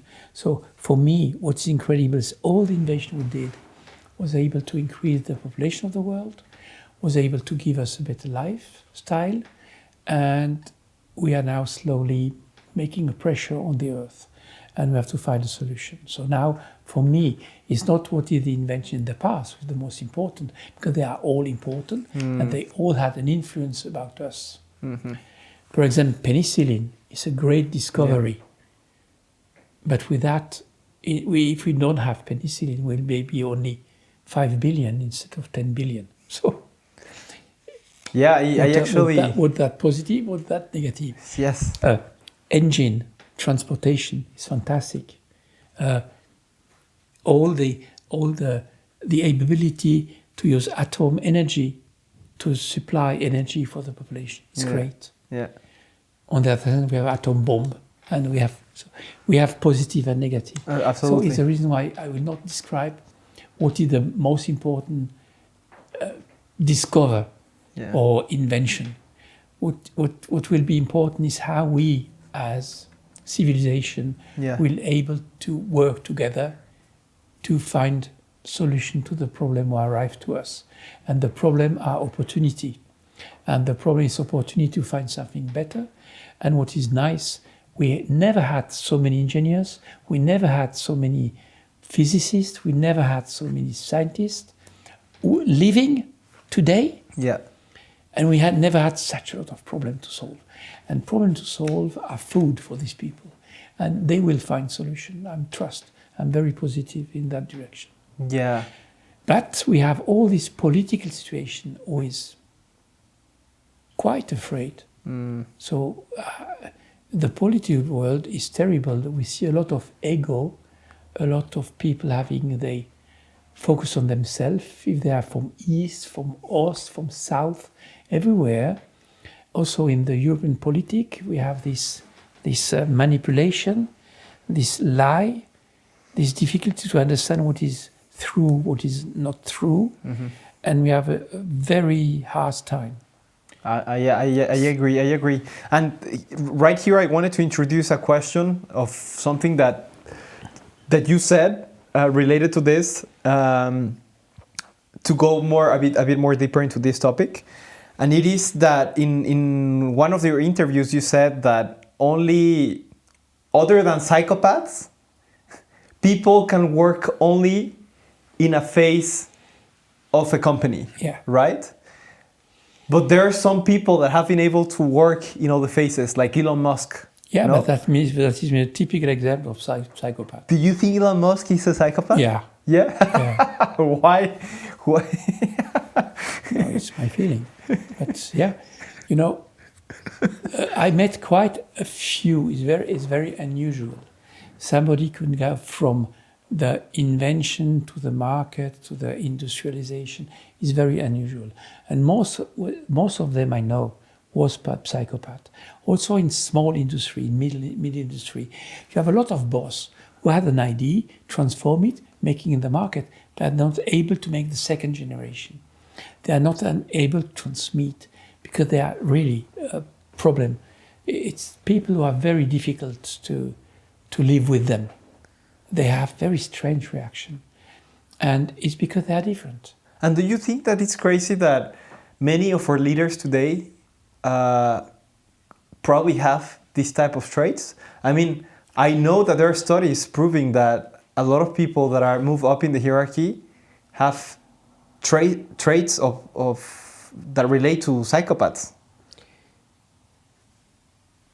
Characteristics. So yeah, I don't know if the term psychopath is for all of them correct. No, not all of them, but there are many of them. A lot of them, they have they are perverse narcissistic. Yeah. And I saw quite a lot of perverse narcissistic, much more a psychopath.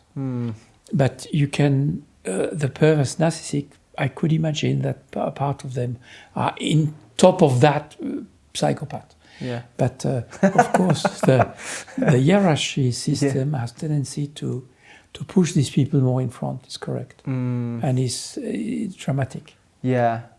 But it's not.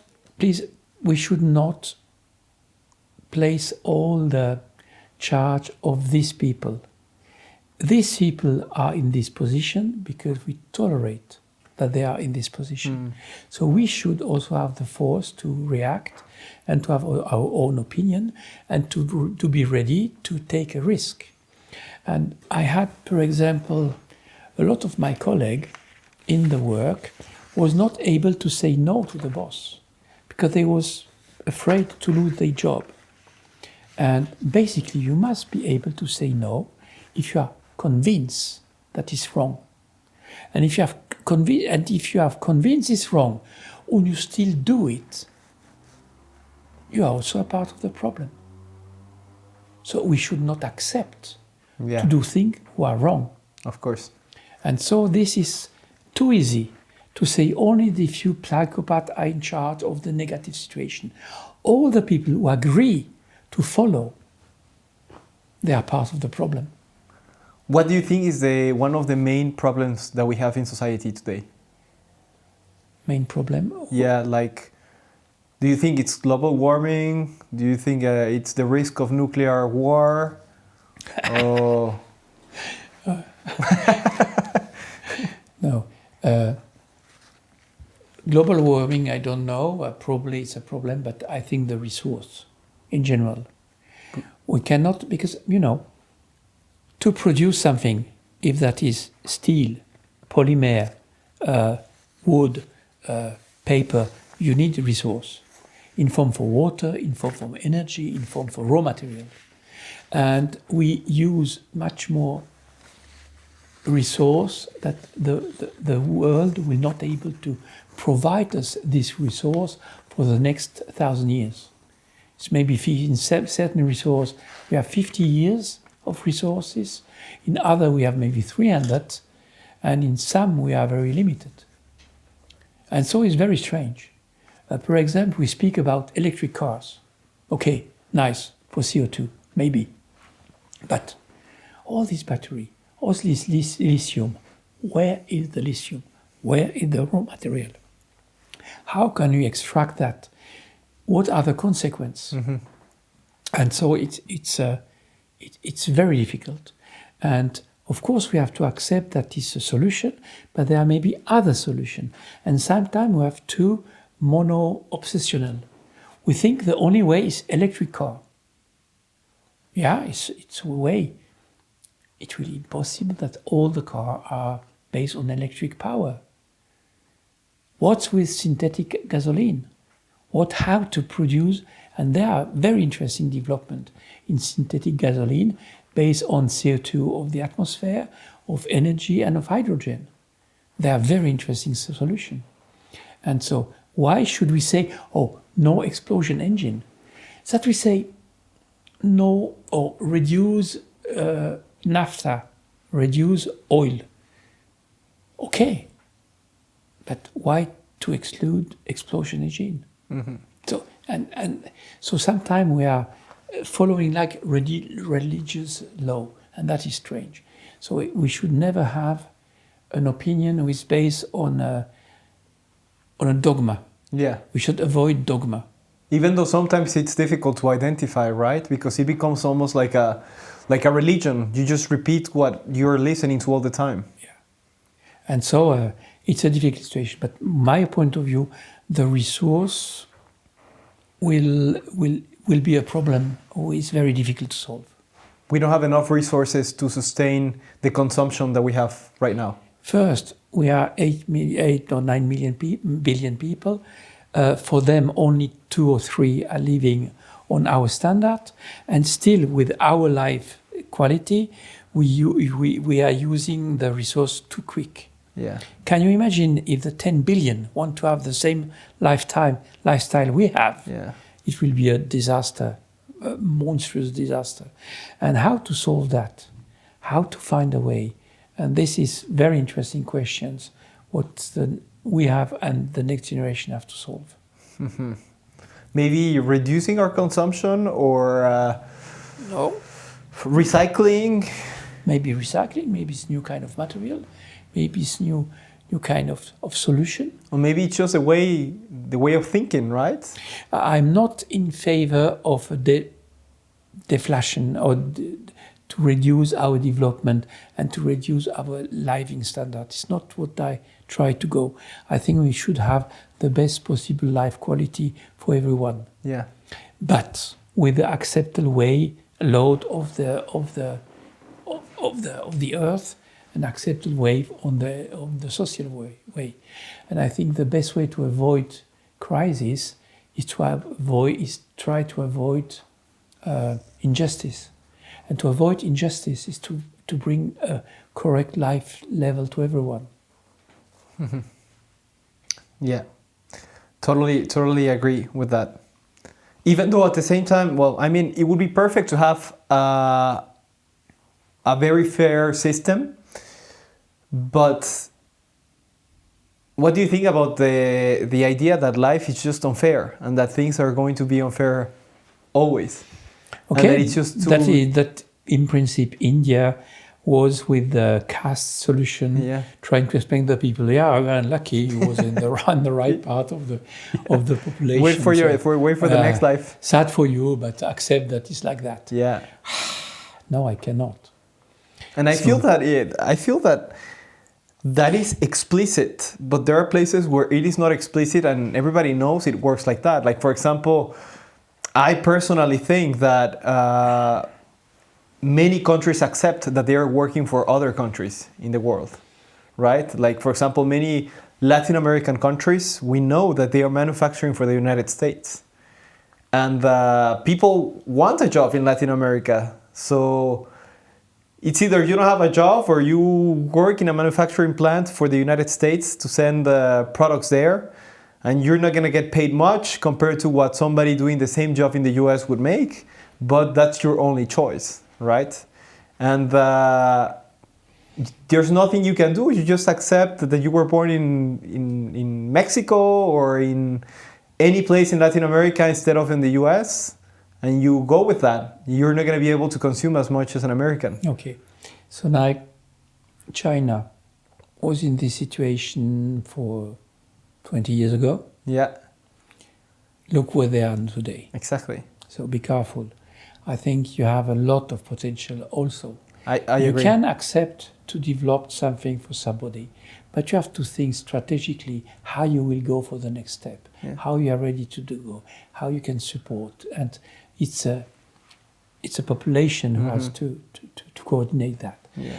The dramatic situation is that we have sometimes politicians who are not visionary, and we have mafiosi in between. And for me, the dramatic situation I saw in South America was all the mafia was existing around, all the corruption was existing around, and that was for me the dramatic situation I discovered, mostly in Brazil, for example. It was for me sad. First time I was going in Brazil, I said, it's a shit country. Because I was there to see if we can implant a Swatch production in Brazil. And it was so corrupt. It was so... I was shocked.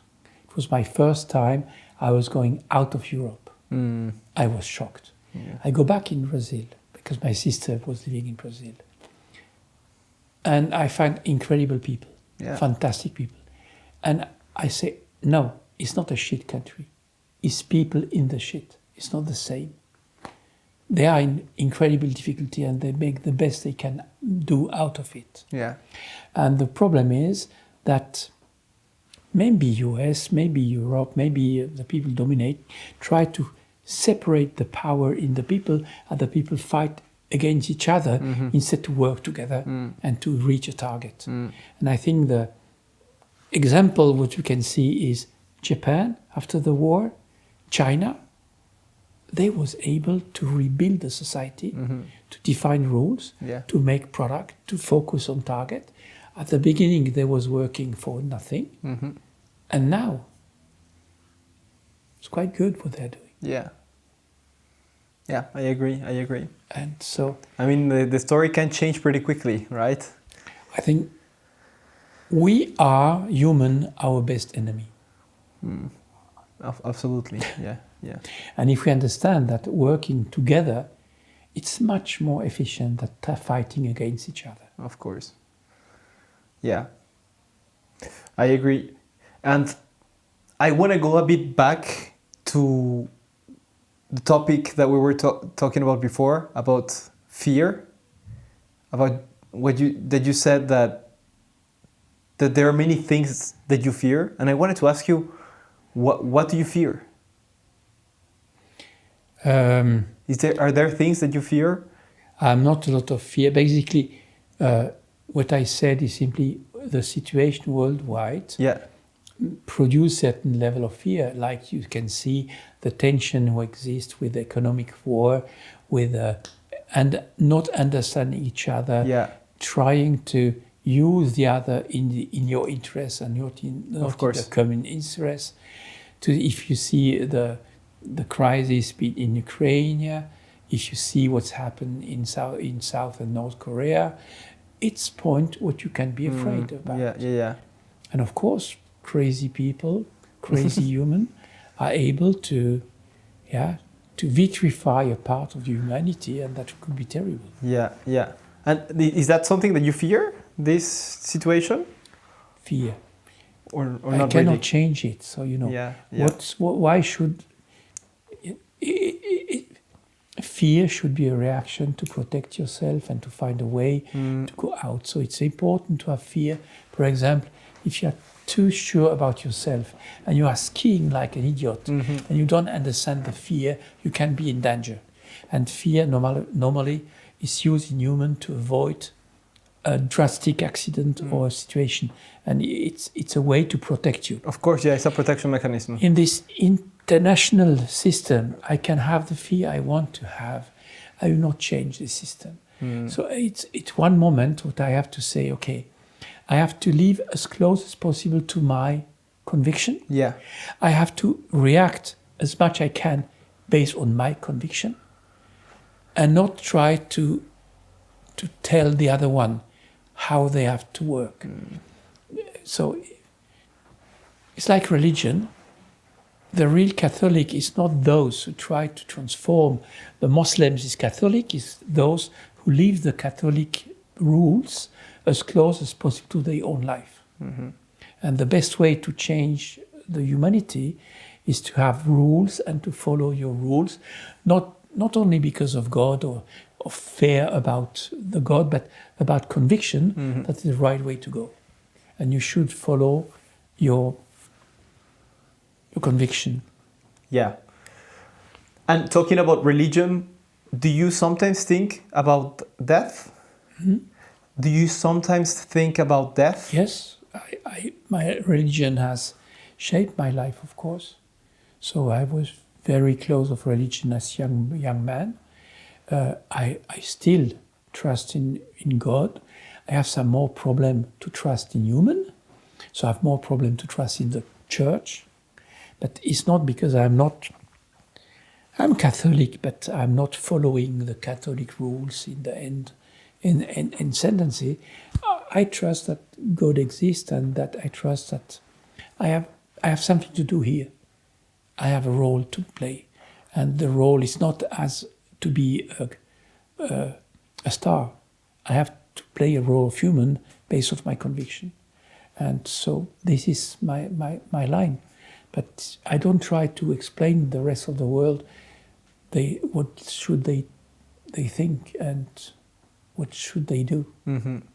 It's a very personal element. Yeah, yeah. What do you think that happens after death, once you're dead?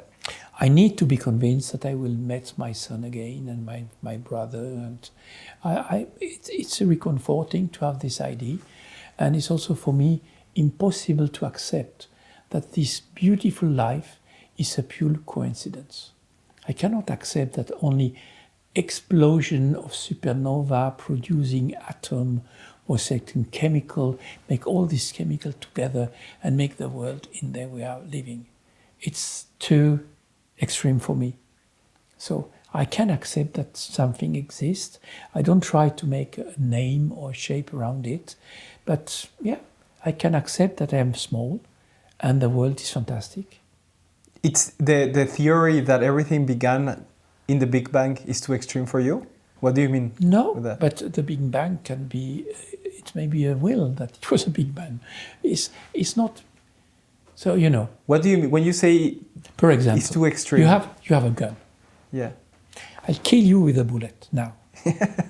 I can say, okay, the bullet has killed you. No, I was using the bullet to kill you. Yeah. But I decide to kill you. Yeah. And so it's not because system like supernova, like Big Bang, like what we try to understand out of the astrophysics makes sense, and it's fantastic discover. But it don't mean that nothing exists and that only that is the result. For me, this is the black powder in the back of the gun. But So you mean that maybe the way we understand physics right now do not allow us to understand what is behind the Big Bang? No, understand physics is understanding the mechanism who was going to this point. It's not understanding the intelligent design who was maybe in the back. So it's not explaining why. It's not explaining the why that like that. And in the why, maybe a part of the God exists. What is God to you? Fantastic energy, fantastic presence, and he has shaped something which is incredible. So for me, it's not. First, I'm much more close of the monk. If you make a prayer, you don't ask for something. You say thank you for what you have, and you offer yourself as tool. And it's not asking to have a better position. It's not asking for a better life. It's not asking to have something.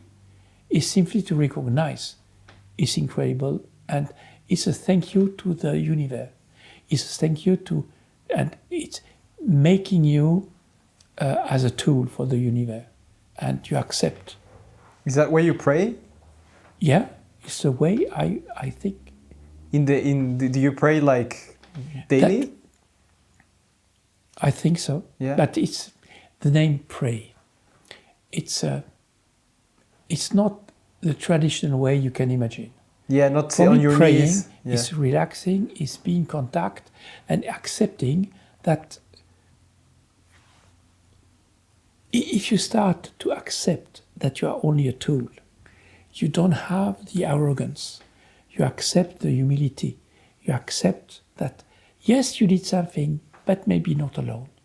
Maybe, and what can I do next? Help me to be the right tool. And not, I'm the best one, I will do that. I don't know. And accepting this. But a dialogue, you have a dialogue with God every day. No, it's not a dialogue. He's not speaking with me. No.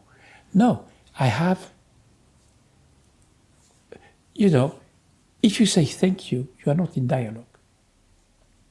You don't try to be in dialogue means that you are in an equivalence that you can exchange. Yeah. I don't think. Is it like a feeling? It's a feeling to say,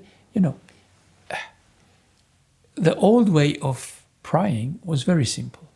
It was first, you inspire saying, thank you for everything, and thank you for what you give to us. And by taking the air out, you say, and apologize what all the bad I did. And you try to take the negative out. And you absorb the positive again, and you replace the negative one. And that is a very old way of praying. It's based on the respiration, and it's based on accepting that you are a tool, accepting that you are here to do, and thanks for everything you receive. And so this reminds me a bit of yoga, a bit of Indian. But basically, it's all related. Of course, it's not. It sounds like a meditation almost. It's on the limit of meditation, and if you do that long enough, you lose the feeling of time. Mm-hmm. And it's simply this very simple respiration and concentration, and say thank you. Being present. Don't ask it. Being present. Being present and feeling gratitude for what you have. Yeah. And if you go in that direction, it's not. Yeah. What I discover in the time, most of the very interesting people I met was very humble. And the very proud and very aggressive one normally was not so interesting. And so if you can have this humility only if you can accept that it's a gift and not the right. It's something you receive and not something you own. Yeah. Yeah, we don't even own our lives. Yeah. They were given to us, right? What motivates you to wake up every morning? Everything.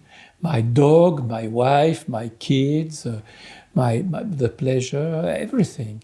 So I think, life, I have the chance that I think we are in a surrounding is incredible, fantastic view, fantastic possibility.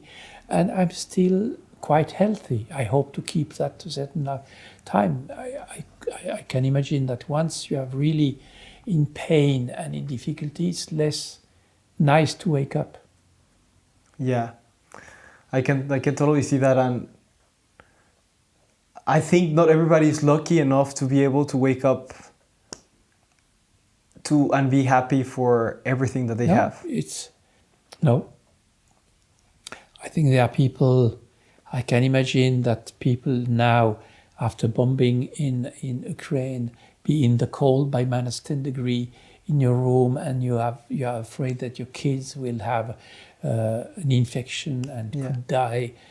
That should be horrible to wake up. That is it's much more difficult to enjoy life. But also people that have everything, and that they don't see that they have everything. Yeah. Right.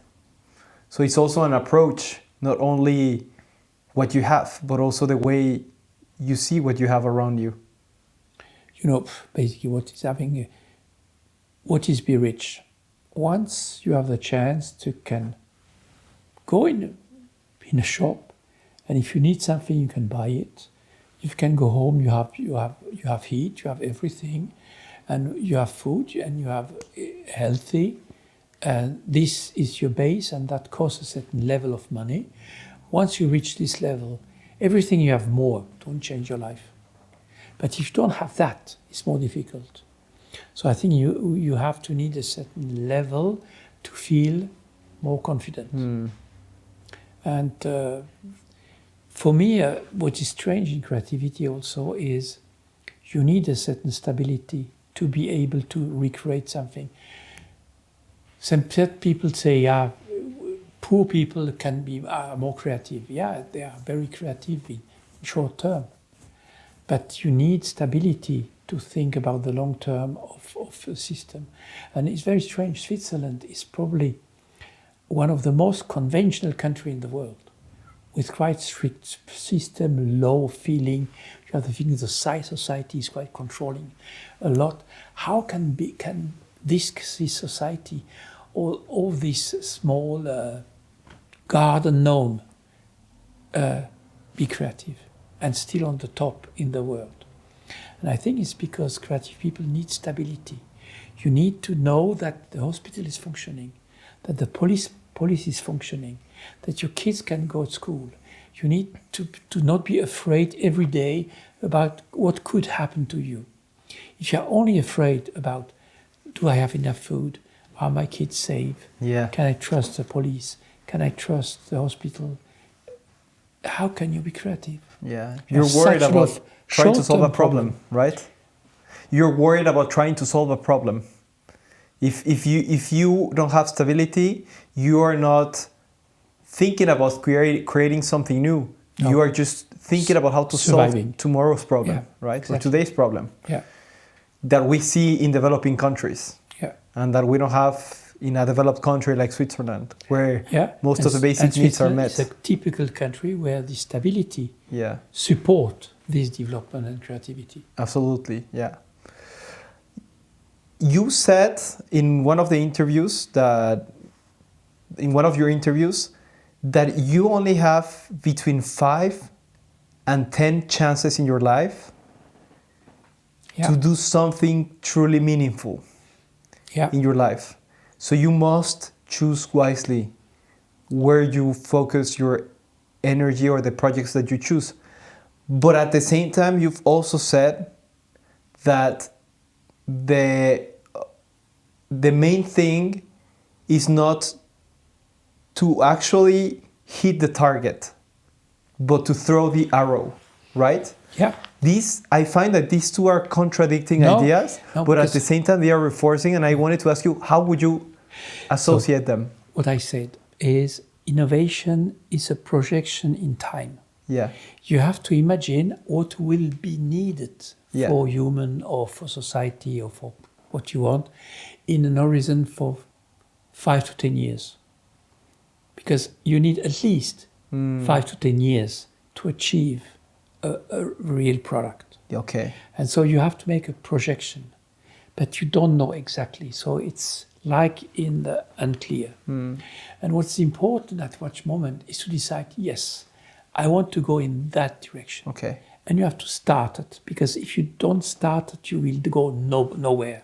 You will stay and will do nothing, because you are always thinking, I should do something, but it's not the right time, it's not the right situation economically, it's not the right moment to do, and you have always an excuse to do nothing. But you say, we should do. If you think really you should do, and you must be ready to spend 5 to 10 years of your life to realize this. And you will see that you started and you will change. After 6 months, you was walking in that direction, and you will change direction. And you go in another way, and you will change direction again. And it's a game. And the target you will reach, it was not the target of the beginning. Swatch example. Cheap Swiss watch. A mistake.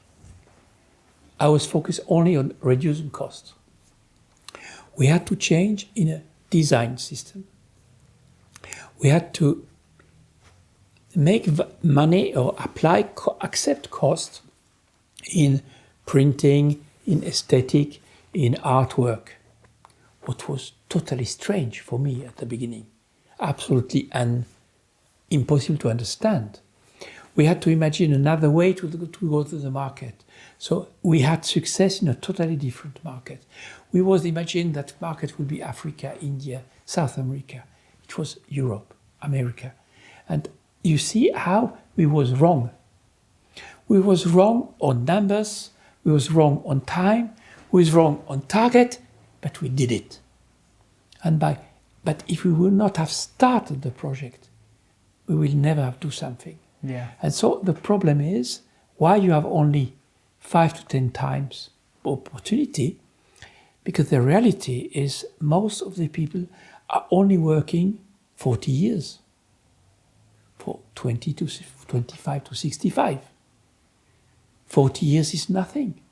If you accept that you have 10 years to make one thing, you make 4 projects in your life. If you have the chance to make only 5 years, you can make 8 projects in your life. So the number of projects, because you can old so quick. And life is going so quick. And doing something takes so much time. You can make a few projects in parallel. Founding a family, 20 to 30 years. Find the right girl, marry her, have kids, stay with the family together, educate these bloody kids. So it's a project of 30 years. Yeah. But you have to do it, and you make that is one big project in your life. Make a career in the industry. Find a job, have a first responsibility, a second responsibility, a third responsibility. You need at least 10 years to have a position, and probably it's not stable enough. And you can try to have a position in hierarchy 5 times in your life, and that's it.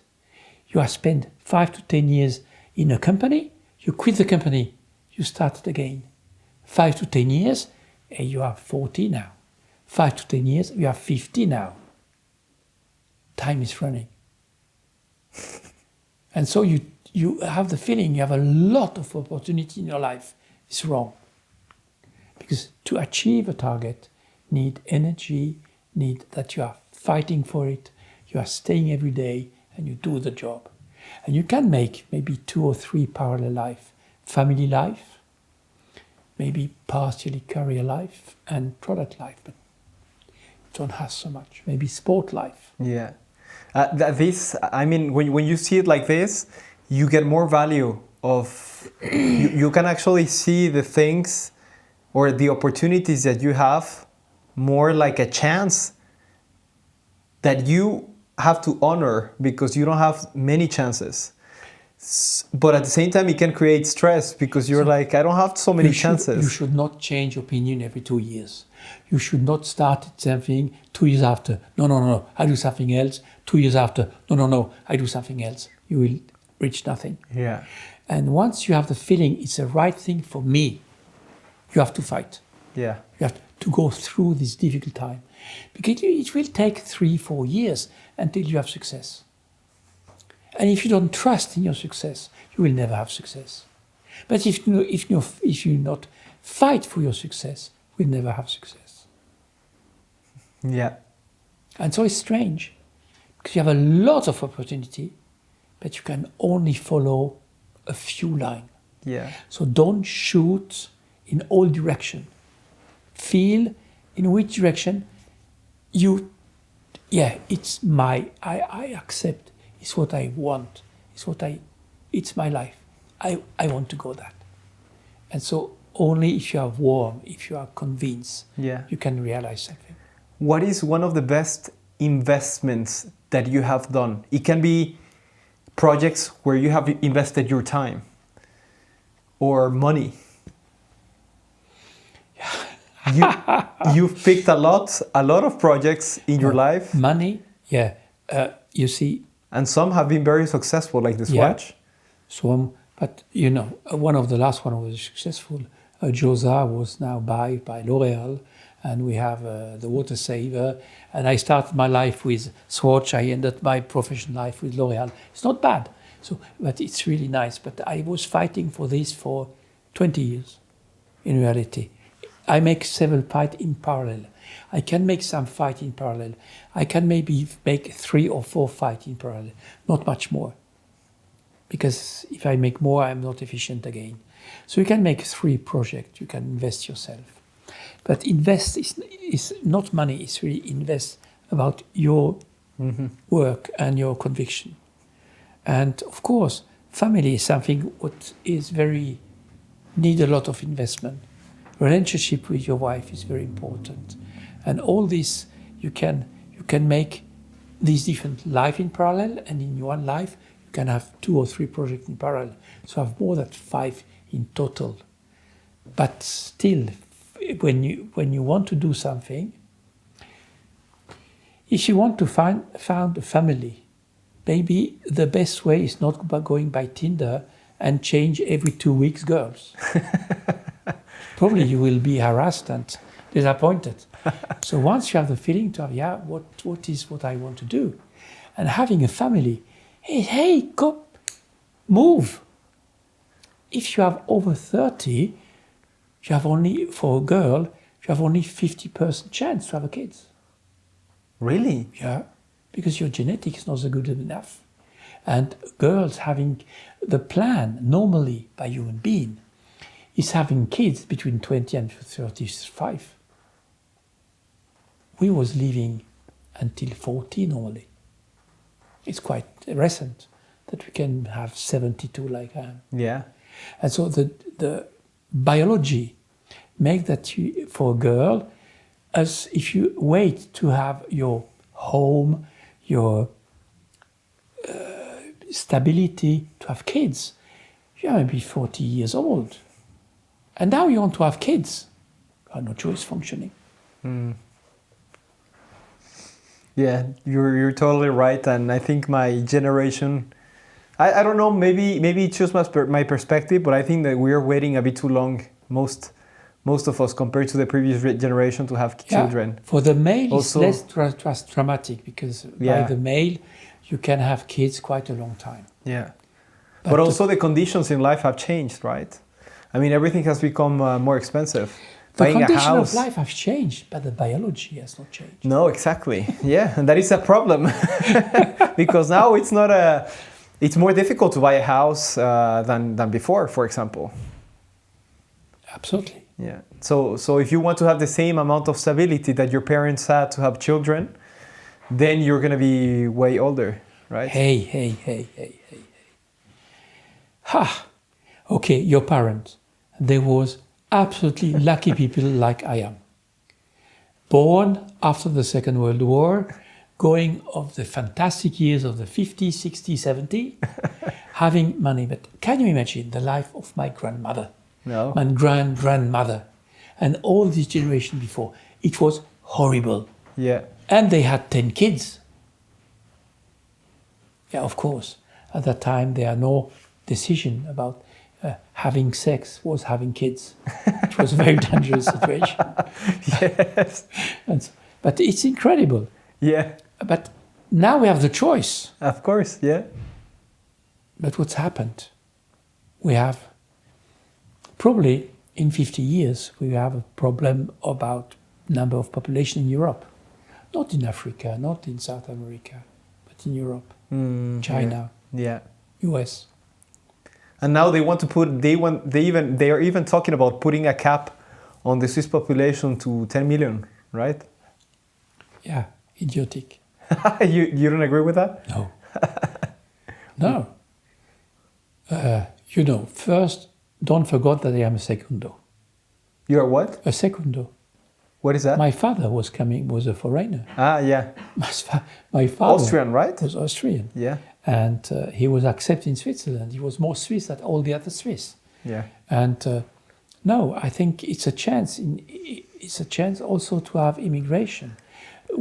Of course, we can try to have good immigration or less good immigration.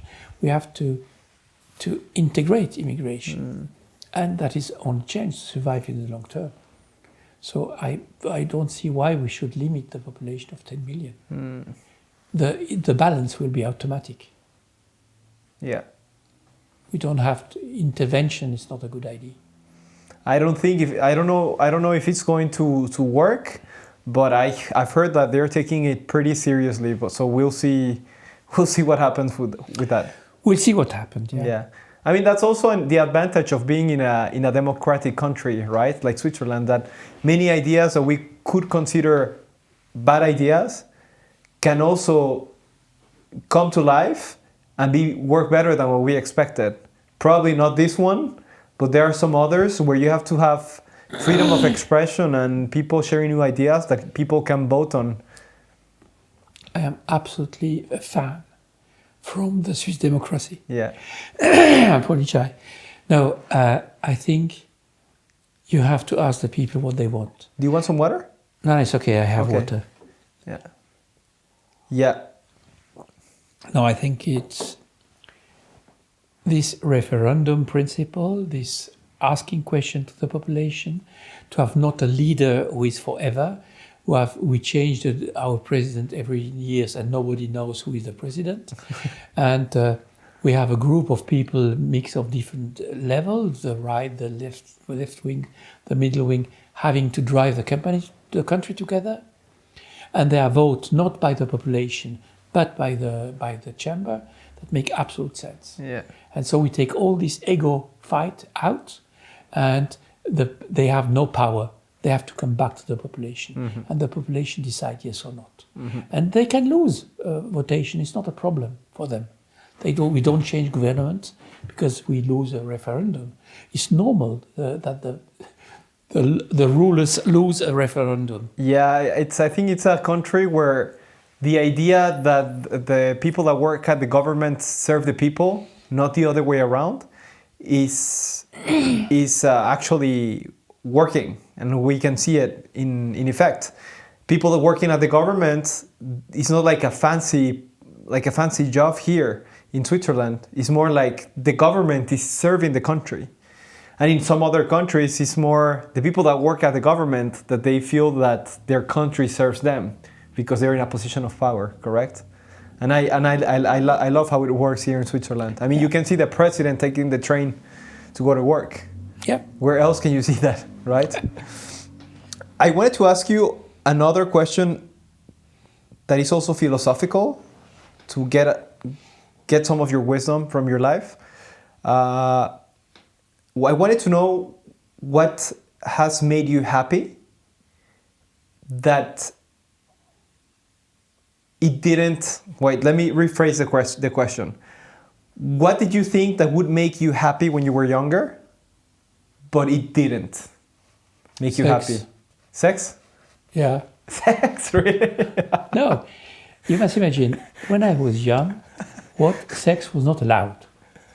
You can only have sex if you are married. So make the sex very difficult. So every time you have a girl taking your hand, you was fantastic for months around this, and you was obsessed by that one.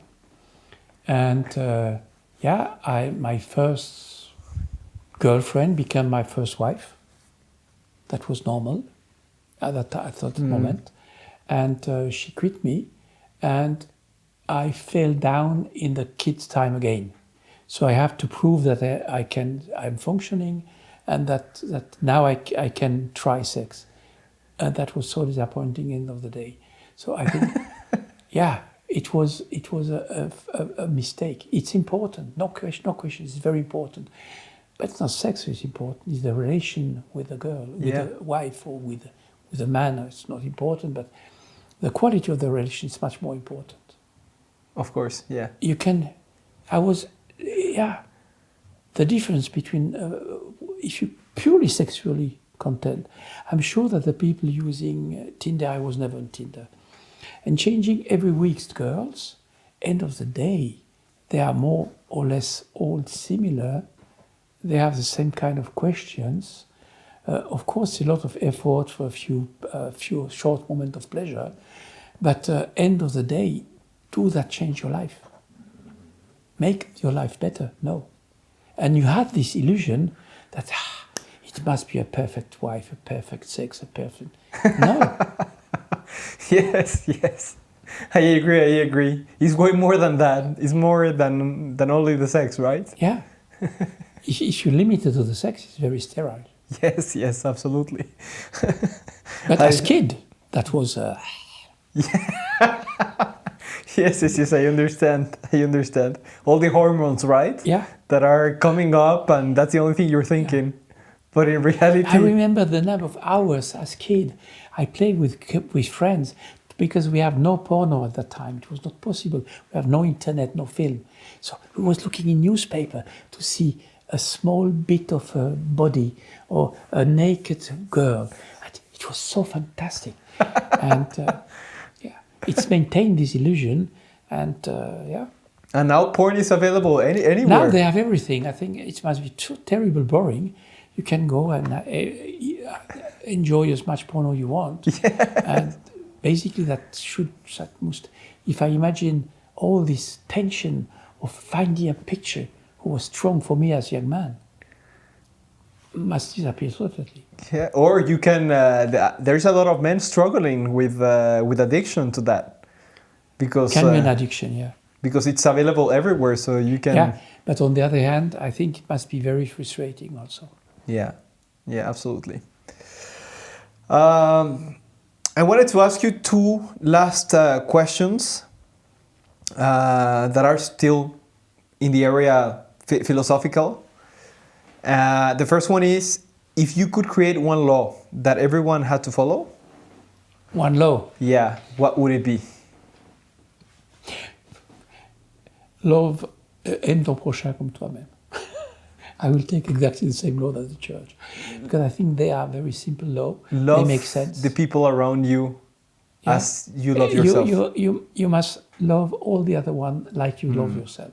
And this very, very simple law meant that you recognize humility and that you know that you must not do to the other one what you don't want that somebody to do to you. Yeah. If you follow this very, very simple law, you will have humanity who is living much easier. Respect. Yeah. And then everybody would trust each other and everything would be more fair. But basically, it's a reason why I have no problem with the religion, because the rules, what they try to explain me, they are for me very natural rules. Don't kill somebody, don't steal, don't love the other one. So it makes sense. Yeah. Very deep, very nice law. And I think the world would be way better if everybody did that. But Yeah. unfortunately, I think there's a lot of mistrust, and a lot of people is on the defensive, and then that's where all the circle begins, right? There's no respect, and there we go on a vicious circle where the other people are not respecting me, then I don't trust somebody else, and if I don't trust somebody else, then I'm always protecting myself because I don't trust him. But you know, we spoke shortly about religion, and what's interesting also in religion, if you know that you have once to give, to explain what you did in your life, and you will be also judged about what you did. Make that you have a certain respect, and you don't try to make bad things. But if you think that your life is only a supernova and explosion of system, so basically, if I kill somebody, if I steal a bank, if I rob the other one, who cares? Because when I die, and what should I do? And so if you have no responsibility, if you have the feeling that nobody can touch you, you become very dangerous. And for me, all these people having no law, no respect, they have the feeling that what they do is, it's absolutely normal. They can do what they want, and the limit is also their own moral. So if we start on that level, it's very, very dangerous.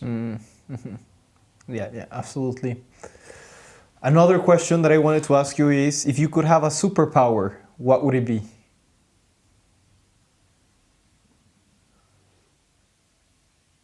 I never ask me these questions.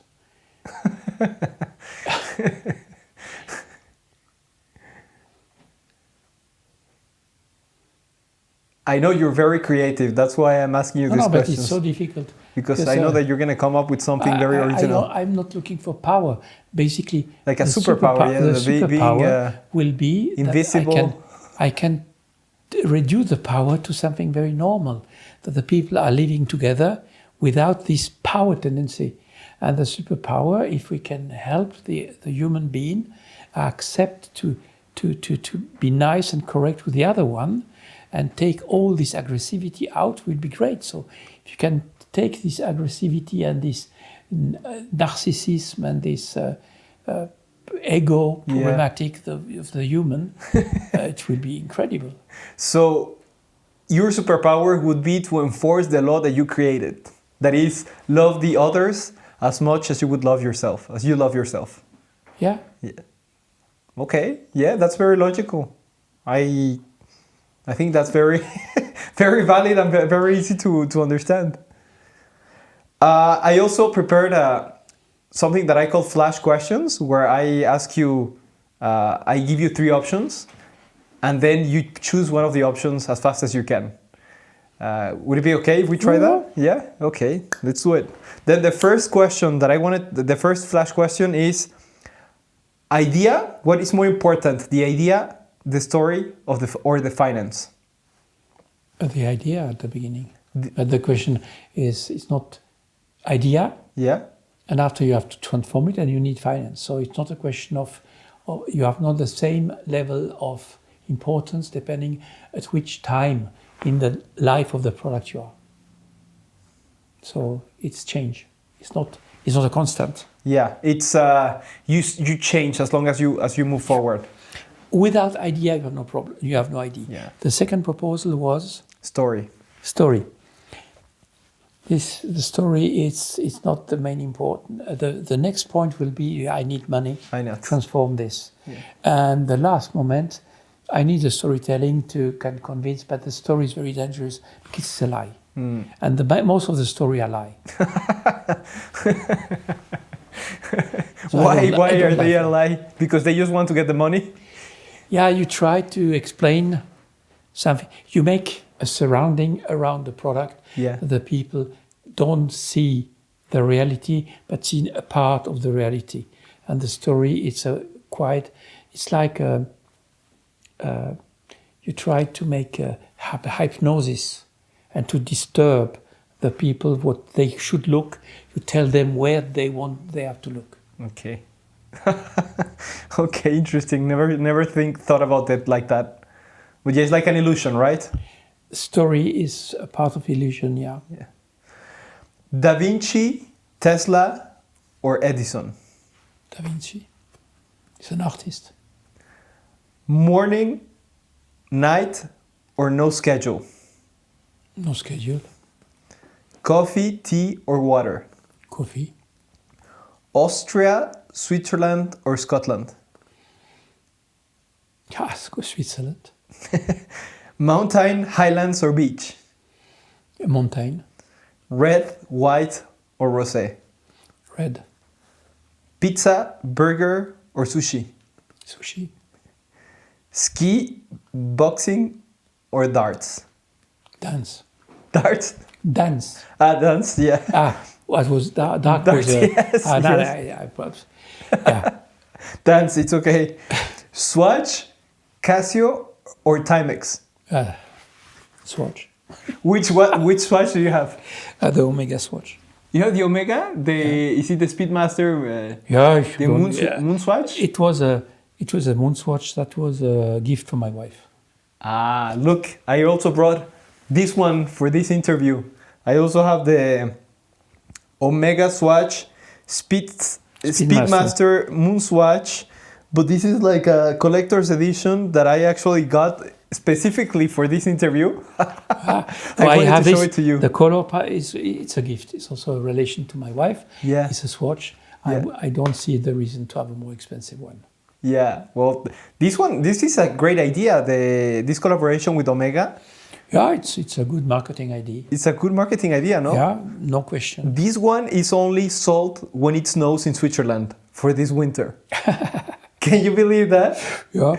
It's crazy. They have great ideas at Swatch. It's a great idea, but that is a niche market. Yeah, absolutely, market. collectors. Yeah. Because But it's for a nice. Swatch, it's pretty expensive. 350 francs. Yeah, it's not very expensive. You don't think it's No. expensive? No. For You a must see- quartz watch? No, the basic production cost of a Swatch, the normal one, was 5 Swiss francs. This one is probably closer for 20. And of course, you have to make a multiplication to can make a benefit out of it. So 20, it's okay. And they have to make marketing around. So they sell it out of Swatch maybe for 100, 120 with a benefit. And the people making this distribution cross the value by 2. So if Swatch sell it for 150 out of Swatch, it will be sold on the market for 300. Okay. And that is like that for all the watches. If you buy your watches for 9,000 bucks, the production cost is probably 2 to 3. Because they have to make a multiplication factor between production cost and sales cost for 3 at least. So you're saying that if you buy a watch that is 10,000 francs, Yeah, the production cost is 1/3? it's 1/3 maximum. Maximum. Probably less. And if they want to have a benefit, they have to have much more, a quarter of the value. And they should not spend more than a quarter of the sales price. Because normally the distribution channel, they will take 50% of the value. So a watchmaker, if he buy a watch for 100, he sell it for 200. So 1/3 manufacturing, 1/4 marketing, and 1/2 distributor. The distributor. Too fast. No, if you take 100%, Yeah. 50% of the sell price Yeah. is The distribution. distribution. Yeah. And you have after around 25% of this price is marketing cost, Yeah. design cost, benefits of the company. And so only 25% of the total cost is production cost. Interesting. I didn't know all of this. So you think 350 for a watch like this is Not fine? expensive. Is it the same technology that you designed? No, it's a movement inside. It's a movement. No, it's not the same technology. What do you mean it's a movement? It's a mechanic. It's a quartz movement. Yeah, it's and quartz. it's a separate element which is built inside. And you have the case and the movement. In the Swatch original technology, you don't have a movement and a case. The case is simultaneously the movement. We was melting that together. And we reduce the number of pieces drastically. This is a chronometer watch. It's a chronometric mechanism, a quartz one. And you have it's a traditional way of building a watch. It's nothing to do with the Swatch technology. It's just the brand, but it's not the same it's technology. The brand, it's a polymer, it's the brand. It's not the technology. And I saw when I went to buy this one, I saw the basic one, the black one. Yeah. That is all black with the white dial. What is important, you can see in the strap. It's typical here you have 2 straps. In the Swatch you have always 4 inches. Okay. And this you can see it's for mechanical reason to make the material possible with the injection molding. And the glass is welded on, and it's a different kind of assembling. But the watch that you designed, they are still produced. Is still being produced. Yeah, the traditional Swatch are still produced. I saw it on the shop. No, on the back you have several color, you have transparent one, but most of them you can see the mechanism inside. You have a lot of transparent. You have some dial you can see through. Okay, so you can see the quartz and everything. It's a quartz movement. It's a good one. Yeah. I think the price is correct. Okay. And yours is also the Speedmaster, you said? Yeah. The same other color. And is it because they associate them with planets and everything? I don't know this one. I received that as a gift, so I don't know the exact story around it. Okay. But they associate them to the moon watch because the astronaut on the Apollo. Project Apollo was they had a mechanical watch Speedmaster Yeah, from Omega. from Omega, Yeah. and they was using that also for part of the decision they took to on the between Moon and Earth. So it was an instrument. It was not only a watch. Yeah. It was an instrument for them, and it was very proud. They are very proud, Omega, and I understand that they can be. Because the Speedmaster was actually used to prevent an accident, right? No, in one of the it missions, was- from what I heard. It was used, for example, to calculate at which moment they have to start the retro rocket by landing on the moon. They had set time. They was using the watch to control time. Mm-hmm. Also to control the emission in the back on the moon. They set time without emission. Yeah, but I read somewhere that there was a mission where they calculated, where they were taking the time, and they noticed that there was an issue, and I don't know if they separated one of the engines because they knew that there was an issue, and it saved the mission or something like that. And that's why they got the Snoopy, I think one of the, I don't know if it was I because don't of know that. exactly. But basically, it was an incredible story. Yeah, So we were speaking for storytelling. yes, And the story of Speedmaster is fantastic. yeah, And Swatch is very nice. And to mix both because they're in the same group is a good idea. And so they can use the power of the two brands to produce watches and to sell it. So Yeah. it's a good idea. And- If that changed the story, I don't know. In the long term, that don't. It's not. yeah, It's a nice product. yeah, yeah. And I saw that they were doing it now with Blancpain as well. Yeah. Yeah. Maybe we're going to see it with more brands. But anyway, Blancpain is also in the group. They could do that also with Longines, and they can play around. Wherever. The question is, at which moment will be the client tired for this story? yeah. But as long you are happy and you are, I appreciate it. Yeah, yeah, me too. Can these ones be repaired?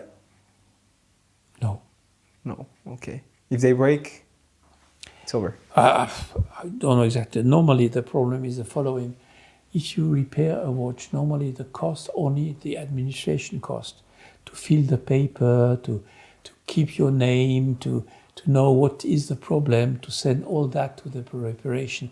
Only that costs 60 Swiss francs. Okay. Without to open the watch.